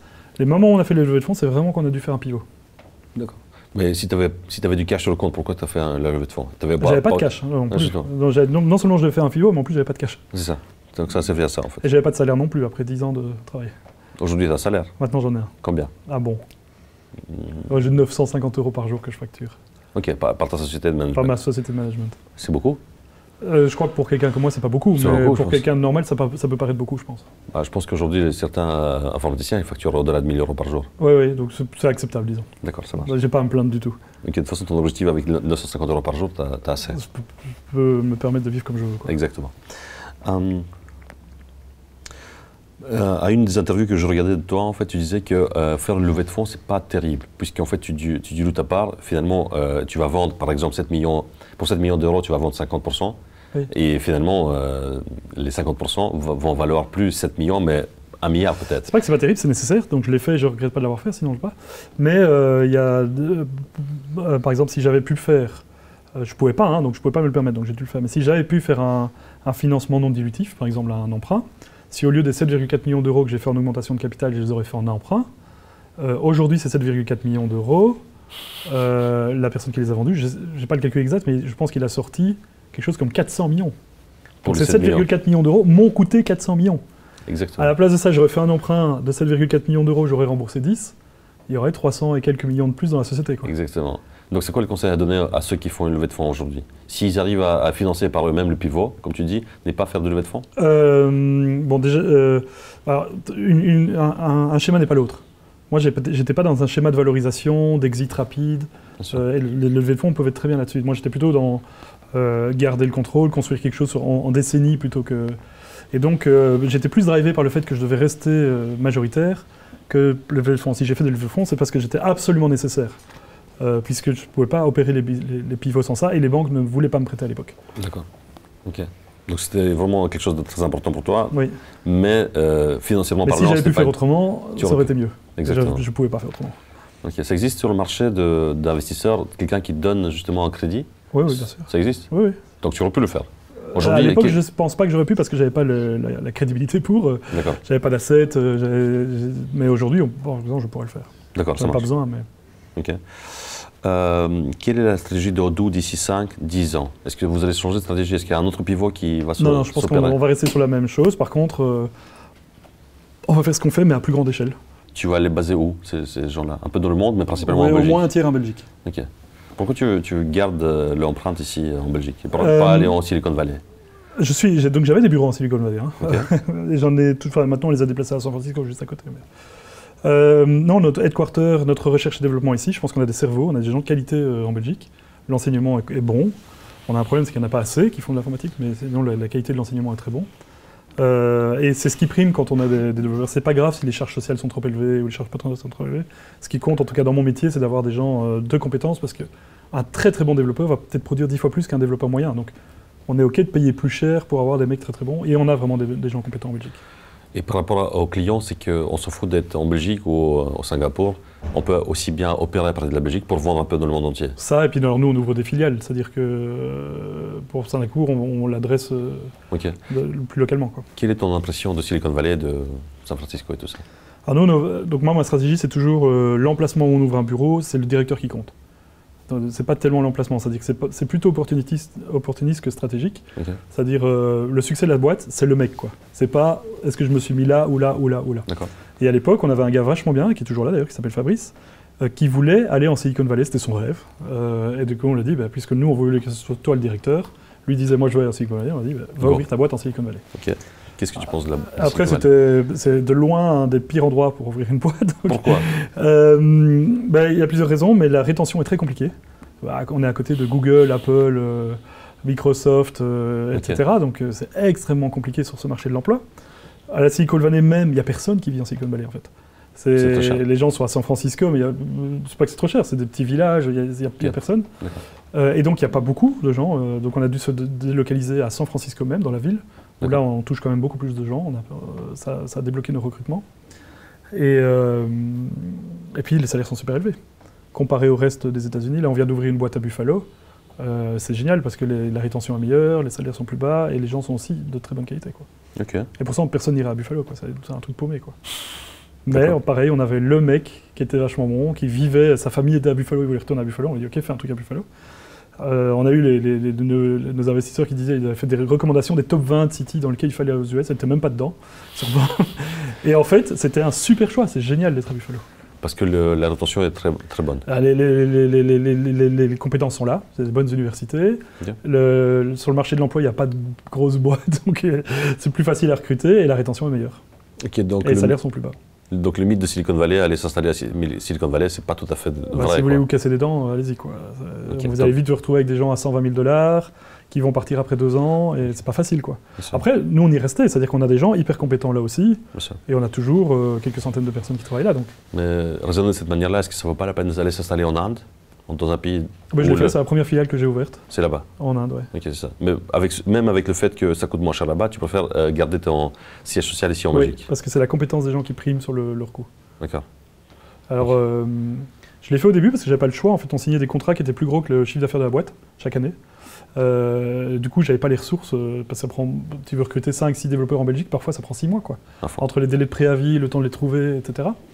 Et donc l'avantage que j'ai eu en Inde, c'est que tu pouvais recruter 20 personnes d'un coup en claquant des doigts quasiment dans 2 semaines. Et donc ce que je faisais, je les recrutais en Inde, le temps de recruter en Belgique. Pour moi, c'était un espèce de buffer. C'était même pas pour faire des ressources pas chères, c'était juste parce que j'avais pas le choix, j'avais pas les compétences. Et donc je recrutais en Inde pour voir en Belgique. Et donc l'Inde a grandi vite. Ça a laissé le temps à la Belgique de monter. Et maintenant, j'ai beaucoup plus d'employés en Belgique qu'en Inde. Mais si je suis encore vivant aujourd'hui, c'est grâce à l'Inde, quoi. Sinon, j'aurais pas pu prester ce qu'on avait vendu à l'époque. Ok, d'accord. Quel est ton plan d'évolution personnelle? Personnel pour moi? Oui. Est-ce qu'un jour tu as envie de lancer d'autres boîtes? Moi, mon motto et mon rêve, c'est de transformer les PME, quoi. Je suis intimement convaincu qu'elles sont totalement inefficaces, qu'elles manquent d'outils. Et aujourd'hui, Odoo, c'est 0,1% de part de marché, donc c'est rien du tout. Et donc j'en ai encore pour quelques décennies à transformer ça, quoi. D'accord, ça marche. Donc tu n'as pas de plan, tu n'es pas un multi-entrepreneur qui a envie de lancer plusieurs boîtes en même temps. Non, mais qu'est-ce que tu préfères mieux que Odoo? Je veux dire, on améliore la vie des gens au travail. Les gens passent plus d'un tiers de leur temps au travail. Je veux dire, améliorer la qualité de vie de un tiers, je veux dire, les dépressions aujourd'hui, c'est parce que les gars souffrent de travail un peu répétitif, administratif, inintéressant. Si on règle une partie de ce problème-là, c'est quand même une super mission. Je ne vois pas ce que je pourrais faire de mieux, en fait. Exact, ok. Oh, très bien. Ok, très bien. Parce que la question est juste par rapport au fait que c'est quoi l'évolution d'un CEO, en fait. Parce qu'après CEO, c'est quoi? C'est faire le CEO d'une autre boîte. Et donc, mais toi, tu es le patron, tu es le propriétaire de la société. Je pense qu'il ne faut pas voir ça dans le statut. Le but, c'est pas d'être CEO, puis CEO++, puis CEO++. C'est vraiment une question d'achievement. Et ce qu'on fait chez Odoo a vraiment de l'impact au niveau mondial, en millions d'utilisateurs. Et ce que je veux faire, c'est la même chose en 10 fois plus grand. C'est ce qu'on réalise, quoi. Le statut CEO, moi je me considère même pas CEO, quoi. D'accord. Ok, c'est quoi tes challenges de tous les jours? C'est quoi les 3 top challenges que tu as aujourd'hui? Alors ça change tous les jours. Tous les 2 mois, je vais avoir des challenges différents. Okay. En ce moment, je suis très produit. Par exemple, on travaille beaucoup sur la performance du Odoo est déjà très rapide, mais on veut que ce soit super, super rapide.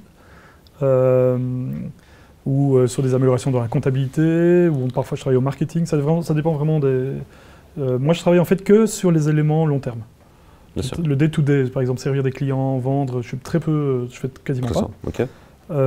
Par contre, mettre en place un département, lancer une filiale, débloquer un département qui ne marche pas bien, mettre en place des méthodologies ou améliorer le produit, ça c'est mon truc. D'accord. Mon rôle, c'est la croissance à long terme. C'est s'assurer que les 50%, on l'aura toujours dans 5 ans. La croissance d'aujourd'hui, il y a plein de gens qui font ça très bien. C'est ça.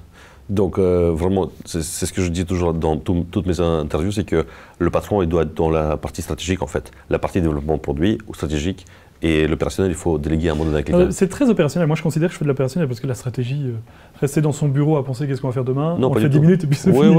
Mais c'est très opérationnel, c'est-à-dire c'est aller des processus qui ne marchent pas bien, aller les améliorer, changer les mentalités d'une équipe, former des gens. Donc c'est très opérationnel, mais sur des impacts sur le long terme. Exactement. Pour moi, la stratégie, c'est vraiment des impacts à long terme et pas d'impact du lendemain, en fait, ou résoudre le problème d'un client en particulier.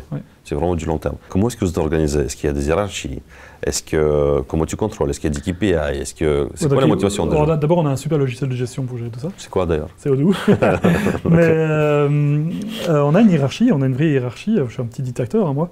Ça, j'ai du mal à croire. Mais par contre, la hiérarchie n'est pas très prononcée. Les gens sont super autonomes, super responsables. Donc il y a une hiérarchie sur papier, mais les gens ont beaucoup de liberté. C'est-à-dire qu'ils peuvent tout décider sans nous. On a d'ailleurs une règle en interne, si votre manager n'est pas là, vous décidez à sa place. Il n'y a pas de processus de validation, il n'y a pas de processus d'achat, il n'y a pas de processus de note de frais. Tout le monde peut acheter, tout le monde peut passer des notes de frais. On veut juste que les gens soient autonomes et responsables. Mais il y a une hiérarchie, et la hiérarchie, elle est surtout là pour faire évoluer les autres. C'est-à-dire que je considère que le rôle d'un team leader, c'est d'être un modèle, c'est-à-dire de faire évoluer les autres, il doit être le meilleur de l'équipe, leur faire devenir de plus en plus, si c'est des développeurs, de meilleurs développeurs, ou si ce sont des services, de devenir de meilleurs consultants, donc leur faire apprendre de plus en plus de choses. Mais comment tu juges ça? Comment tu évalues ça? Comment tu peux voir c'est très subjectif, on ne peut pas mettre de KPI là-dessus. Oui, c'est ça. Non, nous on ne met pas de KPI, en général, il y a très peu de KPI, à part pour les commerciaux. En gros, je considère que le team leader, il est au service de l'équipe et non l'inverse. Son rôle, c'est faire que toute l'équipe monte. C'est pas un manager, c'est pas un mec qui fait des budgets, c'est pas un mec qui fait des plannings. Et donc tout ça, on les a retirés, nos team leaders n'ont rien de ces fonctions-là à faire. C'est ça. Mais comment est-ce que tu peux être certain que tous les employés créent de la valeur en permanence? Parce que c'est pas que quelqu'un pense créer de la valeur, mais en fait non, pas du tout. C'est quelqu'un qui perd du temps. Tu dois pas mal communiquer, il faut que la direction, la mission, savoir où on va, savoir ce qui est important, ce qui n'est pas important, ce qu'on veut faire, ce qu'on ne veut pas faire, doit être clair chez tout le monde.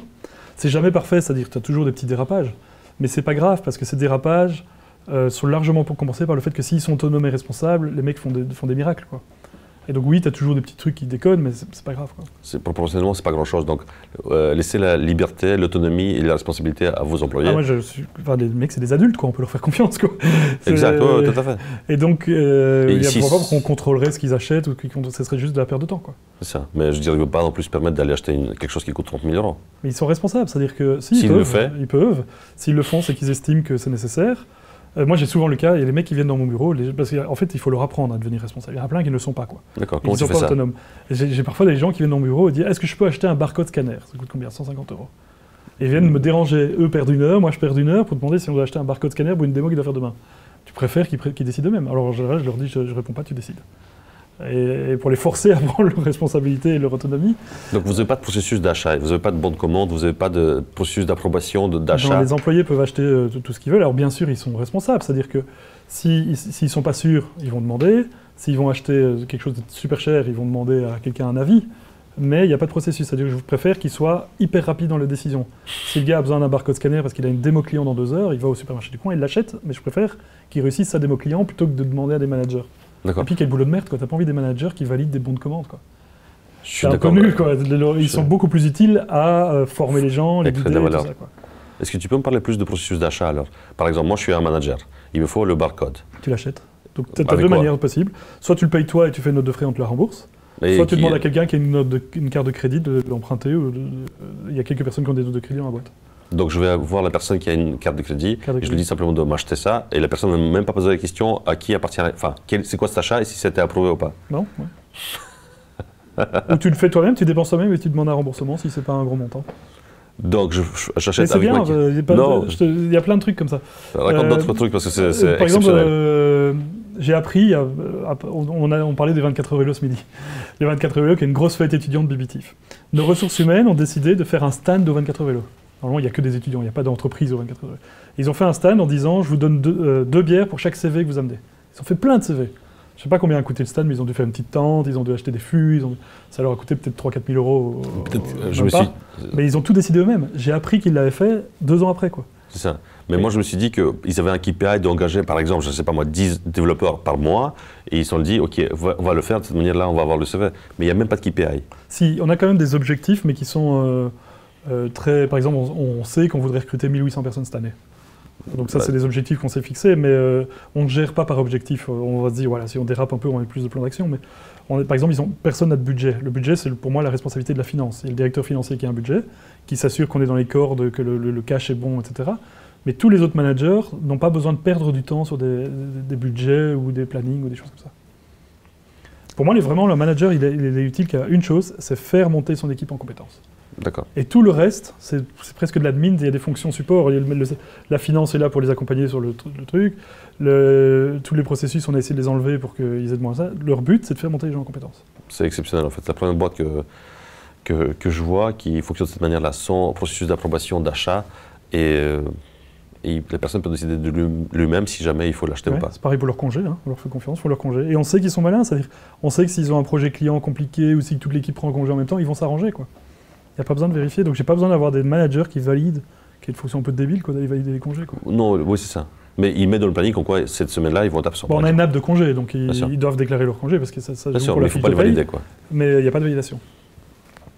Et ceux qui font le devis, est-ce qu'ils vous l'aider ou pas le devis? Parce que là, il faut contrôler aussi que... Non, chaque commercial est complètement autonome, peut faire tous ses devis tout seul. Mais il peut se tromper. Et il peut se tromper. Alors heureusement, tout ce qu'on a est plus ou moins... les contrats sont toujours les mêmes. Les prix sont en ligne, clairs, transparents et on ne les négocie pas. Sauf les ventes en direct, là, vous êtes obligé de faire un prix de... On ne les négocie pas.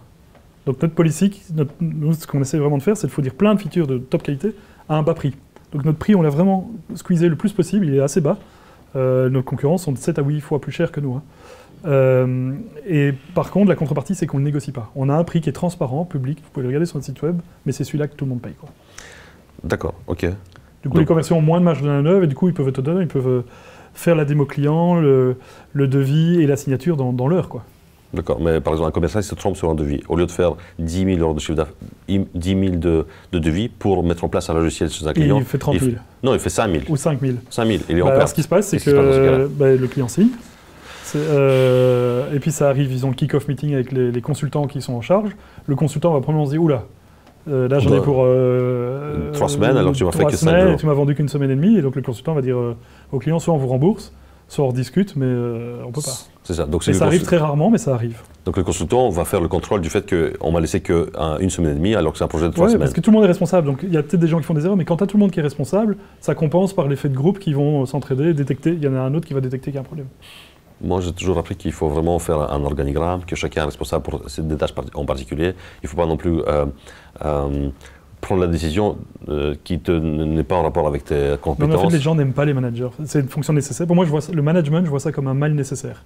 Il en faut, parce qu'il faut que la boîte tourne, etc.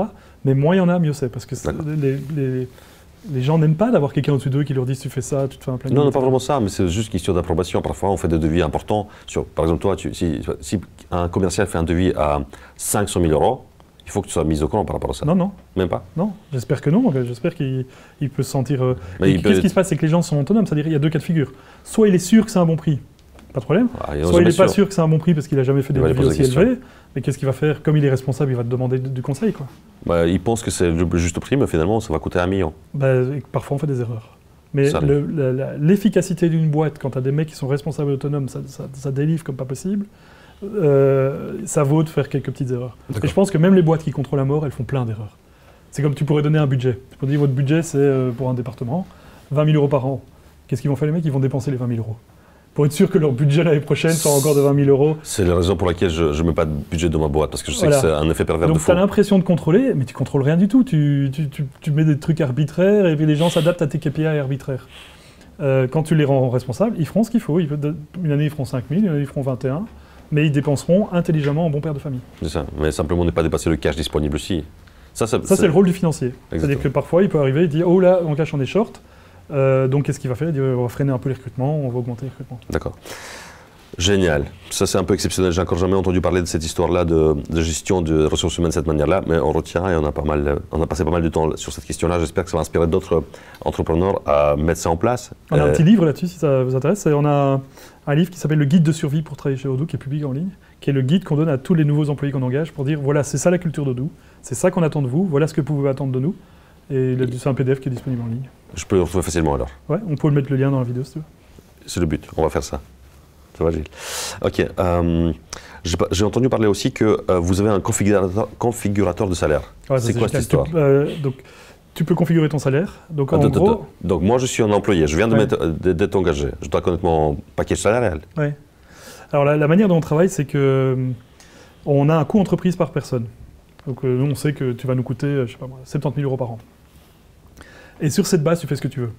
Donc, on a un configurateur de salaire. Et d'ailleurs, il est public. Tu peux aller voir nos chiffres de combien on paye chaque personne en moyenne. Tu pourrais voir si tu veux travailler chez Odoo, combien tu toucheras, puisqu'on publie nos salaires moyens dans chaque équipe. D'accord. Et avec ça, 70 000 €, les employés peuvent décider comment ils le font. Par exemple, tu prends une grosse bagnole, tu auras un peu moins de salaire. Une petite bagnole, tu auras plus de salaire. Tu prends plus de jours de congé, tu auras un peu moins de salaire. Moins de jours de congé, tu auras plus de salaire. Tu veux une assurance, et tu fais tout à la carte. Et après, ça t'adapte ton salaire, quoi. C'est un peu... Même coût entreprise, donc pour nous, ça change rien, quoi. C'est ça. Ok, c'est un configurateur de salaire, effectivement. J'ai compris. Dans le budget qui a été donné à une coût personne, entreprise, tout est changé. Et chaque année, ils peuvent le changer de bagnole et tout. C'est un module qui est disponible aussi dans Odoo. Oui, on fait la paye avec Odoo. C'est ça. Donc, c'est lui qui a envie de faire la... Vous avez la paye avec ça. Donc, vous faites aussi le secrétaire social. On fait la paye nous-mêmes avec un module Odoo aussi. Donc, vous avez un secrétaire social. On n'a pas, parce qu'on n'offre pas le service du secrétaire social, mais le calcul de paye, oui. Pour ceux qui veulent faire la paye eux-mêmes, oui. D'accord, mais on est obligé d'avoir quand même un secrétaire social à l'externe. Non, tu peux faire ta paye toi-même. Il faut une application, et il n'y a pas beaucoup de logiciels qui le font. Donc, je peux te former pour utiliser ce module-là qu'on a maintenant? Oui, tu peux. Oui. En plus, je pense qu'il est gratuit même. C'est un open source. Ok. Parce que tout ce qui paye, c'est un peu unique par pays. Donc ça, c'est un module pour la Belgique. Et puis, tu as des mêmes modules pour tous les pays. Oui, alors on n'a pas... Le setup n'est pas parfait dans tous les pays. Donc pour l'instant, on l'utilise, en tout cas nous, simplement en Belgique, au Luxembourg, et on va bientôt le déployer aux États-Unis. Ok, génial. Donc, si j'ai envie d'installer ça dans ma boîte, ou toi, tu as envie d'installer ça dans ta boîte, c'est très simple. Très simple. Ouais. Vous installez à Odoo, vous prenez ce module-là, et vous donnez à vos collaborateurs en disant, voici ton budget, et choisis ce que tu veux. Et la paye automatisée. C'est même intégré avec les fleets. On fait aussi la gestion de la flotte de véhicules. Pour les avec les GPS. Non, pas pour le GPS, mais pour les voitures de société, tu vois, avec la maintenance, les immatriculations, les coûts. On fait un truc bien, d'ailleurs, on ne fait pas de leasing, on achète toutes nos bagnoles. La plupart des entreprises font des leasings, ce qui est un peu absurde, parce que tous les 5 ans, ils rachètent des nouvelles bagnoles, ce qui est totalement inécologique et en plus très cher. Nous, on ne fait pas, on garde les voitures jusqu'au bout, mais du coup, tu as des vieilles bagnoles de 10 ans. Mais ce qui se passe, c'est comme on les intègre dans le coût salarial, si tu prends une vieille voiture, chez nous, tu auras plus de salaire. Donc même les gens se battent parfois pour avoir les vieilles voitures. Donc je recommence. Par exemple, j'ai un pactole de 70 000 € par an. Je choisis une petite voiture à 10 000 €. Une qui est usée depuis 10 ans, tu auras un gros salaire. Enfin, parce que vous avez sur un parking des voitures disponibles pour de nouveaux employés. Oui, par exemple, c'est peut-être une voiture de quelqu'un qui est parti. D'accord, ça marche. Je peux la prendre. Alors, le budget de ce véhicule-là est de 200 € par mois, par exemple. C'est une toute vieille. Donc, le reste, les 69 800 €, ça va partir dans le salaire. Voilà. Ou alors, à l'inverse, tu prends une Tesla, et là, tu auras un plus petit salaire parce que tu as pris une nouvelle Tesla. Donc, un junior peut venir ici au travail avec une Tesla. Oui. Oui, c'est son choix. Donc nous, on a un configurateur de salaire qui est 100% flexible. D'accord. À part la voiture, qu'est-ce qu'il y a d'autre comme partie variable dans ce calculateur? Oui, les assurances groupes, les assurances maladie, le nombre de jours de congé. Tu veux plus de jours de congé, moins de jours de congé. Il y a les representation fees, les chèques repas. Enfin, il y a plein de trucs. Génial. Ça serait bien de lire le livre, c'est ce qu'on va faire. Ouais. Et puis il est en ligne, vous pouvez tester sur odoo.com/jobs, un bouton pour tester le configurateur de salaire et voir combien on te paierait si tu venais chez Odoo. On publie nos salaires, quoi. Génial. Top, on retient. Si tu as aimé ces astuces-là de Odoo et de Fabien, mets un like tout de suite et partage. Ok. Maintenant, effectivement, vu l'explosion des embauches que tu vis depuis des années déjà, comment est-ce que tu arrives à maintenir une bonne ambiance ici et le fait que tout le monde est cool, ouvert vis-à-vis de ses collaborateurs, enfin de ses camarades, etc. La culture d'entreprise fait beaucoup. Et comment on a fait pour... donc la culture d'entreprise, c'est tout le monde est autonome, responsable et beaucoup d'évolution. Hein. C'est aussi la manière dont on se comporte, c'est-à-dire on essaye d'être entreprise humaine, où on est des collègues, mais pas des relations patron à employé, quoi. Mais, sachant que tu ne connais pas tout le monde aujourd'hui, parce que c'est ce qu'on a vu aujourd'hui, comment tu es certain que ces valeurs-là vont être transmises à tout le monde? Pour préserver la culture d'entreprise, on fait une série de choses. On a un bouquin sur la culture d'entreprise qu'on a écrit, qui explique, qu'on donne à tous les nouveaux, qui explique ce qu'on attend de vous, ce que vous pouvez attendre de nous, qu'est-ce qui est bien à faire. C'est un bouquin de 10 pages ou de 100 pages? Okay. On a toute une série de processus. Par exemple, on ne va jamais recruter de manager. La seule manière de devenir manager chez Odoo, c'est de devenir le meilleur d'une équipe. Donc on assure comme ça que ceux qui montent, c'est que par l'interne, et donc ce sont des gens qui préservent la culture. Ok, génial. Donc ça veut dire que quelqu'un qui a 20 ans d'expérience dans l'informatique, il peut intégrer aussi les équipes ici. Il peut venir ici, mais il viendra en tant que développeur, pas en tant que chef d'équipe. Mais ce package il sera supérieur parce qu'il a plus d'expérience? Non, il aura un package de 20 ans, comme un expert, si tu veux, pas comme un manager. D'accord, mais il va commencer par il va faire de l'expertise, et s'il devient bon, alors il deviendra team leader. D'accord. Donc le salaire est différent, par contre il démarre par une position junior, on va dire. Il n'y a pas vraiment de position de junior, parce que nous on paye le salaire par rapport à l'âge. S'il a 20 ans, il aura 20 ans d'expérience dans la valorisation. D'accord. En fait, il y a des entreprises qui font ça, la seule manière de grandir en salaire, c'est de devenir manager. Et donc tu as des super bons développeurs, et puis tu leur dis après 5 ans, maintenant tu vas être promu manager. Au début il va être très content parce qu'il aura plus de salaire, mais après 2 ans il va s'emmerder. Parce que lui ce qu'il aime faire c'est développer, et puis il est très bon développeur et peut-être pas bon manager. Nous on ne fait pas ça du tout. Nous, ton salaire augmente avec tes années d'expérience. Donc, que tu augmentes en manager ou que tu augmentes en expert et tu gères personne, tu auras le même salaire. Chez nous, un manager n'a pas un plus gros salaire qu'un autre. Okay. C'est ton expérience qui définit le salaire. Donc, tu peux très bien dire, moi, je veux juste continuer à développer, rester un expert ou continuer à vendre sans devenir un team leader. Et ton salaire augmente logiquement. Et ça permet d'éviter ce côté où on prend les meilleurs, on les fait devenir des managers et ils ne sont pas contents après 3 ans. D'accord, un life hack, génial. On retient ça. C'est quoi les livres Odoo sur la culture et les méthodologies? C'est ce que tu viens de parler? Oui, on a un livre sur la culture qui s'appelle le Guide de survie pour Odoo. On en a sur les services, on est très spécifique dans la manière dont on fait les services. On a aussi écrit un livre sur la méthodologie d'implémentation de nos logiciels, sur comment on délivre le service. D'accord. Ok. Ça a beaucoup marché pour la culture d'entreprise parce que on a des filiales dans le monde entier. Et j'avais pas été à Hong Kong depuis longtemps. Enfin, j'avais jamais été en fait, après quelques années, genre 6 ou 7 ans. Et puis j'y vais pour la première fois. Et quand j'y suis arrivé, j'étais surpris. Ils avaient la même culture d'entreprise que nous. Oui, c'est dingue, on n'a jamais été chez eux, ils ont construit une boîte de 100 personnes, et on est complètement alignés, etc. Et en fait, c'est le livre qu'on a écrit, qu'on a mis dans le process, chaque nouveau on donne le livre, puis on a des petites présentations, et la communication qu'on fait en général, a vraiment aidé à ce que ça se préserve. Et le manager était un manager qui venait de Belgique, donc il les a formés de la même manière. Et tout ça a fait que même sans notre présence, la culture a été préservée. Ok, je retiens, génial. C'est la transmission et la garantie de la culture d'entreprise est faite par les livres. Les livres, la promotion interne, la communication, d'être transparent, d'être super transparent surtout. D'accord. Est-ce que tu peux nous parler un peu plus sur le business game et le lab Odoo que vous organisez? Oui, c'est ça, c'est cool. Donc nous, on investit toujours dans l'éducation. On a un business game qu'on donne gratuitement aux professeurs. C'est un jeu de rôle où la personne peut jouer le rôle de l'entrepreneur et il doit acheter, vendre, recevoir une facture, réceptionner les produits. C'est un jeu de cartes qui joue aussi sur l'ordinateur pour apprendre l'entrepreneuriat.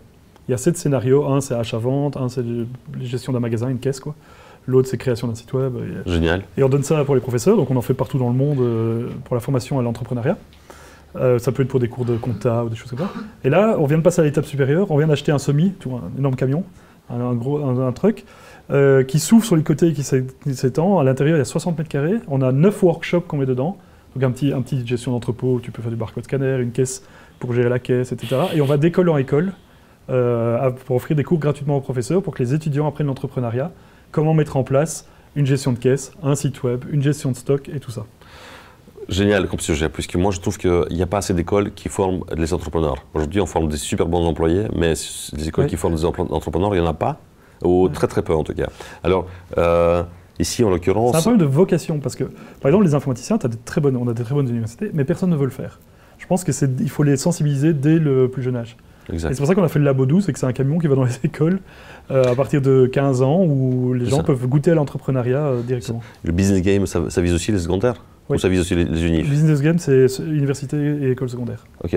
Le professeur qui nous regarde là maintenant, il a envie de faire appel à ce business game. Qu'est-ce qu'il doit faire? Il doit aller sur odoo.com/scaleup. Scaleup, c'est le nom du business game. D'accord.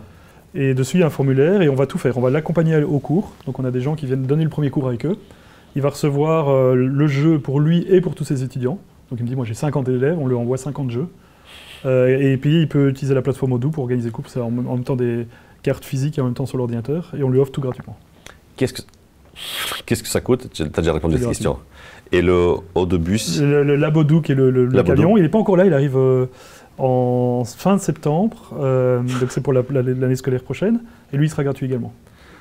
Le professeur qui a envie de faire et là, appel... on peut par contre déjà s'inscrire, c'est odoo.com/labodoo, comme labodoo, et là vous pouvez déjà réserver quel jour vous venez que le camion vienne chez vous. Et c'est un jour qu'il reste sur place sur le parking de l'école? Un jour, 2 jours si c'est une grande école, parce qu'on sait faire que des 20 personnes à la fois.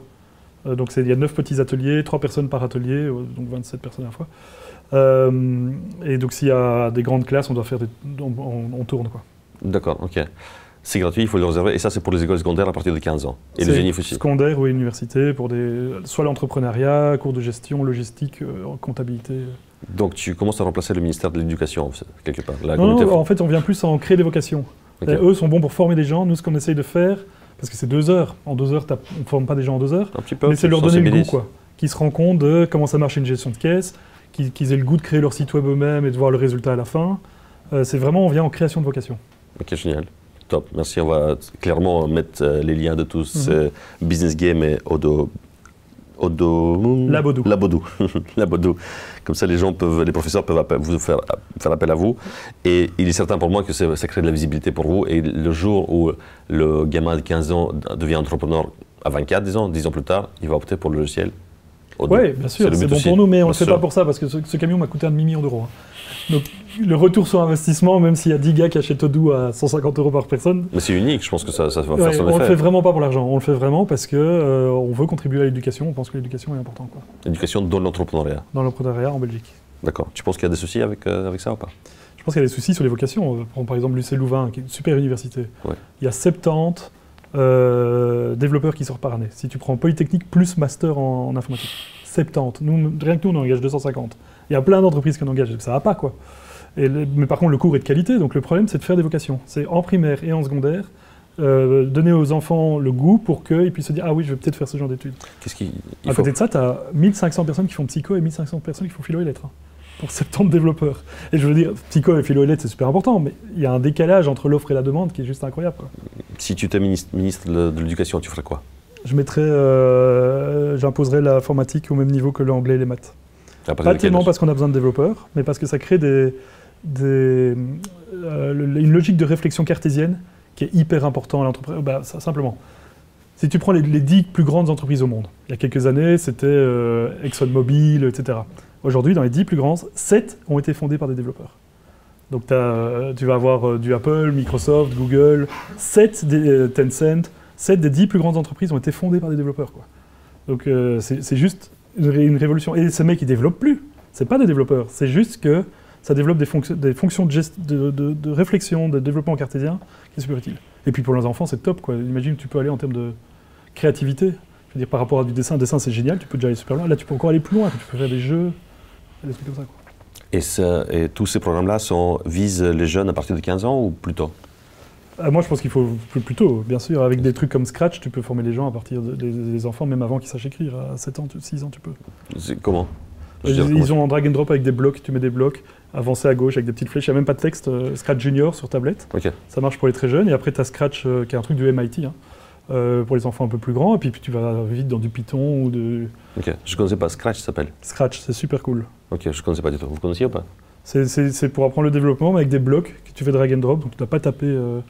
Et tu peux faire des jeux, tu peux faire des petits films, des trucs comme ça. D'autres conseils aussi ou pas? Par rapport à sensibiliser les jeunes à justement à aller dans l'entrepreneuriat ou créer un esprit cartésien, comme tu as dit? Introduisez Scale Up dans vos écoles, quoi. Je pense vraiment que ça aide. Le retour qu'on a des professeurs est juste incroyable, quoi. D'accord. Ils adorent parce que souvent les cours de comptabilité et tout sont un peu chiants. Enfin, c'est pas qu'ils sont chiants, mais ils sont pas très pratiques. C'est-à-dire tu vois du débit crédit, des trucs comme ça, mais à la fin, le gars, il sait pas ce que c'est une facture, un paiement, un bon de commande. Et donc, en introduction à ce genre de cours, c'est génial parce que ça rend le truc très concret, quoi. Ok, génial, top. C'est marrant parce qu'on touche le sujet des enfants. Tu sais qu'on a déplacé un rendez-vous ici avec toi. On était censé te filmer il y a 2 ou 3 semaines. J'ai dû le déplacer, tu sais pourquoi? Non. Parce que je suis devenu papa, en fait. Ah 2 jours juste avant, je suis devenu papa et donc j'étais... dans 3 ans, Scratch Junior. Dans 4 ans, Scratch Junior. Et donc, je pense que c'est un peu spécial dans le sens où j'ai envie de dédier cette vidéo-là, cette interview-là, à la naissance de mon fils, qui s'appelle Lévi. Donc c'est pour toi, fiston. Le jour où tu vas regarder ça, c'est pour toi cette interview-là. Top. Et il est clair, malgré le fait que j'étais super impatient de venir ici à l'interview, il y a 2 semaines. Sur la balance, il y avait la naissance de mon fils, donc j'ai choisi ça. Mais je suis ultra content que tu ne vas pas replanifier un rendez-vous dans 6 mois, mais tu l'as fait genre 2-3 semaines plus tard. Et je suis très content de voir que tu vois de la valeur dans ce que moi je fais. Et j'étais très ravi de faire ta connaissance. Et hors caméra, tu vas me partager des informations super cruciales pour moi. En tout cas, tu vas impacter minimum moi et les cadres qui sont là en train de t'écouter parce que c'est très inspirant.